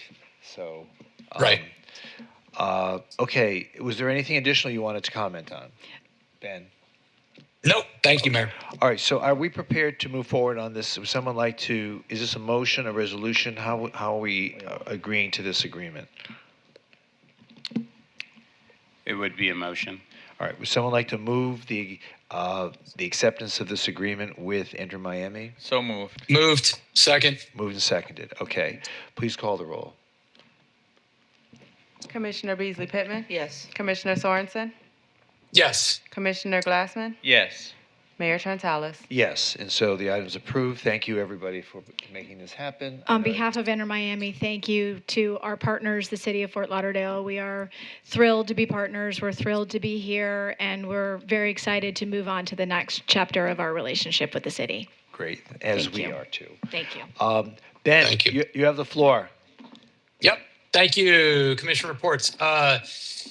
Proud of my staff, Vicky and Sabrina, graduated from the second ever cohort of the Broward MPO's Transportation Academy. They're the first participants in that academy from Fort Lauderdale. So great job, Vicky and Sabrina. They are super smart on transportation now. Congratulations, City Manager Williams, earning that American Society for Public Administration South Florida Chapter's 2025 Rising Star Award. So Raquel, Thank you. great work. Congrats, proud of you. Keep up the great work. Again, great job on everyone in the Panthers Stanley Cup. Ben Rogers, especially great job rocking it. Police, fire, thank you, Chiefs, Raquel, Dwayne, everyone involved, Parks and Rec, thank you. It's phenomenal. Here we go, three-peat. Let's see, Juneteenth celebration in the city. Thanks to FLPD for supporting the Stonewall Pride event and Wilton Manors and really keeping everyone safe. That was fantastic. And let's see, Mayor, again, I just want to express my condolences to you for your brother's passing. Thank you. I'm really sorry, and sending you all my best. And as you mentioned, Mayor, also, I just wanted to lift up Ron Perkins, who was a good friend of mine, a mentor, a boss of mine at different points, a fellow. He's a Navy veteran. So just please keep Karen, Ron's wife, in your prayers. And Mayor, as you hear of, I just want to make sure that we're communicating if we hear of funeral arrangements and services. If we can just make sure we're communicating that out with everyone, please. For Ron, that'd be great.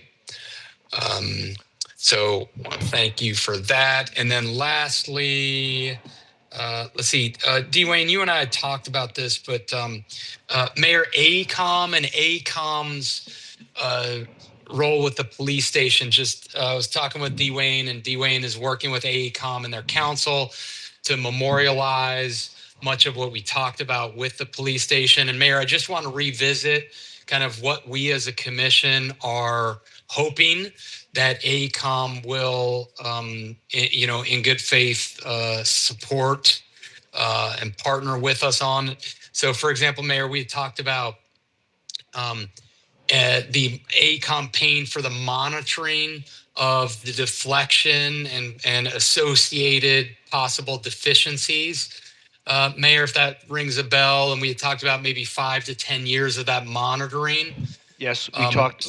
Those were a lot. We did have that conversation. What is it that you want to ask now? So I want to share with Dwayne our expectations. So, for example, I would like ACOM to pay for 10-year monitoring of the deflection and any other associated issues that the third-party engineering firm has identified. I think we're going to bring that up as a commission conference item as we get closer. I think there's still some studies that are planning to come back to us, and before we take any further action on anything in connection with the police building, I think your points are very well taken, and I don't just want to give them short shrift here on a conference on a commission report. I'd like to have a more full-throated discussion on that. So. Can we reserve that to a conference item after our break? Yeah, Mayor, definitely. I'm great with that. Dwayne, though, does that work with your timeline and what happens? Yes, sir. Okay, great. So what would we do that in August? Like August 19th? Is that what you're suggesting, Mayor? We can do it then, assuming that's when. Ben, when are we supposed to have further progress on the studies that are being done with regard to the integrity of the police department building? We can give that update in August. You can do it in August? Okay. August is, yes, we can do it in August. Great. All right. Thanks, Mayor. I'm good. Thank you. That's it. Okay. I need a motion to extend the meeting another 10 minutes. So move. Second. Moved and seconded. Everyone agreed? Yep. Okay. Everyone has agreed. Okay. So, City Manager. Thank you, Mayor. So today marks my 90th day serving as your city manager. Not that you're counting. Not that you're counting. So I just really want to thank you all for your support over the past 3 months. You'll receive a memo tomorrow outlining some of the key accomplishments of my short tenure. I also want to give or send my condolences to Ron Perkins' family. He was a part of the city manager search committee, and without his participation, I don't know if I'd be here. So he's really left an impact on me, even in this short period of time. I do also want to acknowledge the Office of Management and Budget. They have done a phenomenal job with preparing the budget this year. Item after item, very thorough. I want to thank Yvette Matthews and her team, as well as Laura Reese, for providing guidance to the OMB team. In not so great budget news, we received word today that some of our projects were vetoed by the governor. So that's the fire rescue special event ambulances, homeless transitional housing, and sidewalk repair safety project. Together, that's about $1.5 million of the 5.3 that we anticipated earlier today. So we're not necessarily shocked, but of course, we're always grateful for whatever we can get through our legislative process. I also want to echo the sentiments toward the team that worked on the Florida Panthers parade and celebration. In particular, I want to thank the primary working group. So we had Ashley Dessard, Ben Rogers, Assistant Chief Garrett Pingle, and Assistant Chief Pat Hart. They worked very hard to try to put everything together very quickly. And I also want to thank you for your support from a financial perspective so that we could be fiscally responsible going into our preparations. At this time, I'd like to highlight Chief Schultz and his team. The police department participated in a joint operation with the FBI recently, and they were invited to participate in a press conference. The city of Fort Lauderdale contributed 16 arrests of violent offenders and those carrying illegal firearms. That's about 25% of the total arrest for the joint operation. It was called Operation Viper. So shout out to Fort Lauderdale PD and Chief Schultz. As far as the city attorney search is concerned, we have engaged a firm, MGT. It's the same firm that did the city manager search.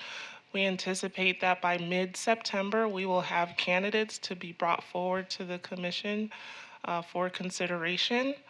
I know that we had some discussion at the last meeting with a member of the Citizen Search Committee. We wanted to ensure that we had the right guidance from the commission as to the participation of the search committee going forward now that we've engaged a executive search firm. Any feedback there? I personally don't. I think that we should just get the recommendations from the search firm. I think time is of the essence, and I got the sense that that committee was not really thrilled anyway throughout the whole process, and I know that they didn't even show up or address us, just as the city manager's search team did, and that committee was very actively engaged. I personally think that now that we have the firm that we've hired, I really don't know why we can't just get those names from them and let the commission decide. The commission's going to decide anyway. I just think it would expedite the process. I don't understand what you're saying. I think you want to engage a search firm. We didn't do it. We didn't engage a search firm. We have engaged a search firm. I'm saying I think now that we have engaged a search firm, I don't think we need the committee. Oh, I misunderstood you. I think we need to expedite the process. I think that, I don't know how staff feels about that, but I think based on the lack of interaction that we had actually with the committee, it was a very different dynamic than when we had the city manager's search, and the committee work was very different this time. I just think that with the firm that we have doing that, they could easily just give us the names and we can make the decision, because that's what we're going to do anyway. Yeah, but the committee whittled it down to a reasonable number, which. Why can't we ask the search firm to give us 3 or 4 names? Well, it's not just giving names. I mean, I trust the people that we engaged in the advisory board who were willing. There's a lot of talent on that board, so why would we? I mean, they're willing to do it. So. I would like to see. Yes, I would like to see the continuation of the advisory board, and then also. Adding the component where it's videoed. Several people contacted my office asking for the videos of the interviews. Yeah. Right. So moving forward, I don't think we need to expedite it to the point that we don't have transparency with it. Again, keeping the advisory board, the recommendation board, and then also including opportunity for those interviews to be recorded. So Raquel, when you say that you expect the names to come to the city commission in September, The names can be brought forward at that time, or the names can be brought forward to a search committee at your discretion. with the search committee, are we first going to have names coming to them in September? The soonest that we'll have candidates through the executive search firm is mid-September. Well, then we're talking about now not coming to the commission till October or November? That's just too long for me. I think that's way too long a process. Yeah, I think we've got to move way too move long more a process. quickly. Way Yeah. too long. Well, the search firm's not going to have any names till September. So how are you shortening the process now? Well, because now you're going to add another couple of months with a committee, and now we're going to not see that till probably November. I still don't know why we just can't make a decision based on what the firm gives us. I just don't think we should wait till November now, and that's the way it's going to be if you're going to add another component to this process. Yep, I agree. I don't. I don't. I don't agree with I that. honestly like the fact that we had an advisory board. They really did a great job. So. Well, if we're 2-2, what are we doing? No. What are we doing? Well, we're not changing anything. Yeah. I think it should stay the way that we have it. Okay, so how many people do you want the search firm giving to the Citizens Committee? Well, isn't that based on how many we have from the pool? Yeah, I think it. What do we do? Jerome? No, What do you we do actually with have the to city? dictate that to the search firm. What do we do that? when You we don't have a leave city it open. manager? How many names were given to this advisory board? When we did the city manager search, we had a total, I believe, of 10 candidates that were interviewed initially by video. Right. And then there were, it was shortened down to, I believe, 5 or 6. And then from there, a couple dropped out. So we had a fewer number that actually showed up for the in-person interviews. All right. I mean, we can follow that path. I don't see any reason why we should change that. If 10 individuals, 10 or 10, whatever it is, 8 to 12, whatever. It's the way number- too many. I just disagree. It's way too many. We got to narrow this down. I disagree too. You And know, how about 6? 6 How to long- the No. search. I'm Six saying to- that the 8 to 12 for the committee to Too many. interview, Right. and then they bring it down to us to 3 or 4. The commission. I think it's too many. I think. Well, I'm how about confused 6? because the last conversation we had that the pool wasn't big enough, and now you're reducing it to the number that. Back Who to the said the number pool wasn't big enough? before you all said that the individuals that were brought before us, you felt that there was not enough candidates in the pool because of the tempo of the city, and you wanted more individuals. You Oh, I wanted a didn't- large. Someone said I it. didn't We say can pull- that. Someone I said didn't it. say that. Someone did, because that was the conversation. It was like, oh, there wasn't enough people who applied because they felt like it was already determined, and you wanted to do it again because you didn't like the last 3. That was the conversation. Now I remember. That's it. true. That was the conversation. I don't know who said it. I said it. But it was a conversation. I said it. I Right. said it. I want. Yeah, I'm looking for other than the 3 final candidates. Yes, other than 3 final candidates. That I did not feel ready to move forward with one of the 3. Correct. Jerome, with the committee, So when is this going to come to, when would it come to the commission with a committee involved? Well, we anticipate reaching out to the search committee first thing tomorrow to schedule the next meeting with them. We've already been in contact with MGT, and we have the recruitment brochure already completed. MGT does want to review it, since they will be putting it out there for recruitment. They wanted to look it over once again before they do that. We typically run that recruitment for about 30 days. So even if we get the committee together in the next couple of weeks, the recruitment would probably run through the middle to end of August.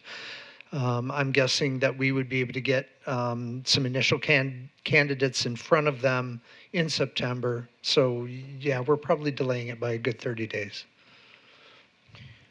Okay. Well, I was actually hoping that we'd be able to make a decision when we came back on August 19th, but I certainly think that, what's the first meeting in September? September what? The first meeting When's our first meeting in September?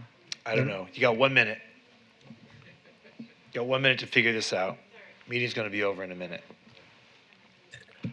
Okay, so Jerome, so can the search committee provide the citizens review committee 8 names to evaluate? Well, we can tell them however Yeah, many so number bring it you down want. to 8 names, Great. and then whittle it down 8 to, names. and then whittle it down to, I guess, how many do you want to the commission, Ben? Yeah, I'd say 3. Mayor. Okay, from 5. 8 to 3. 5. How are you going to go from 8 to 3? You got 1 minute, people. 5.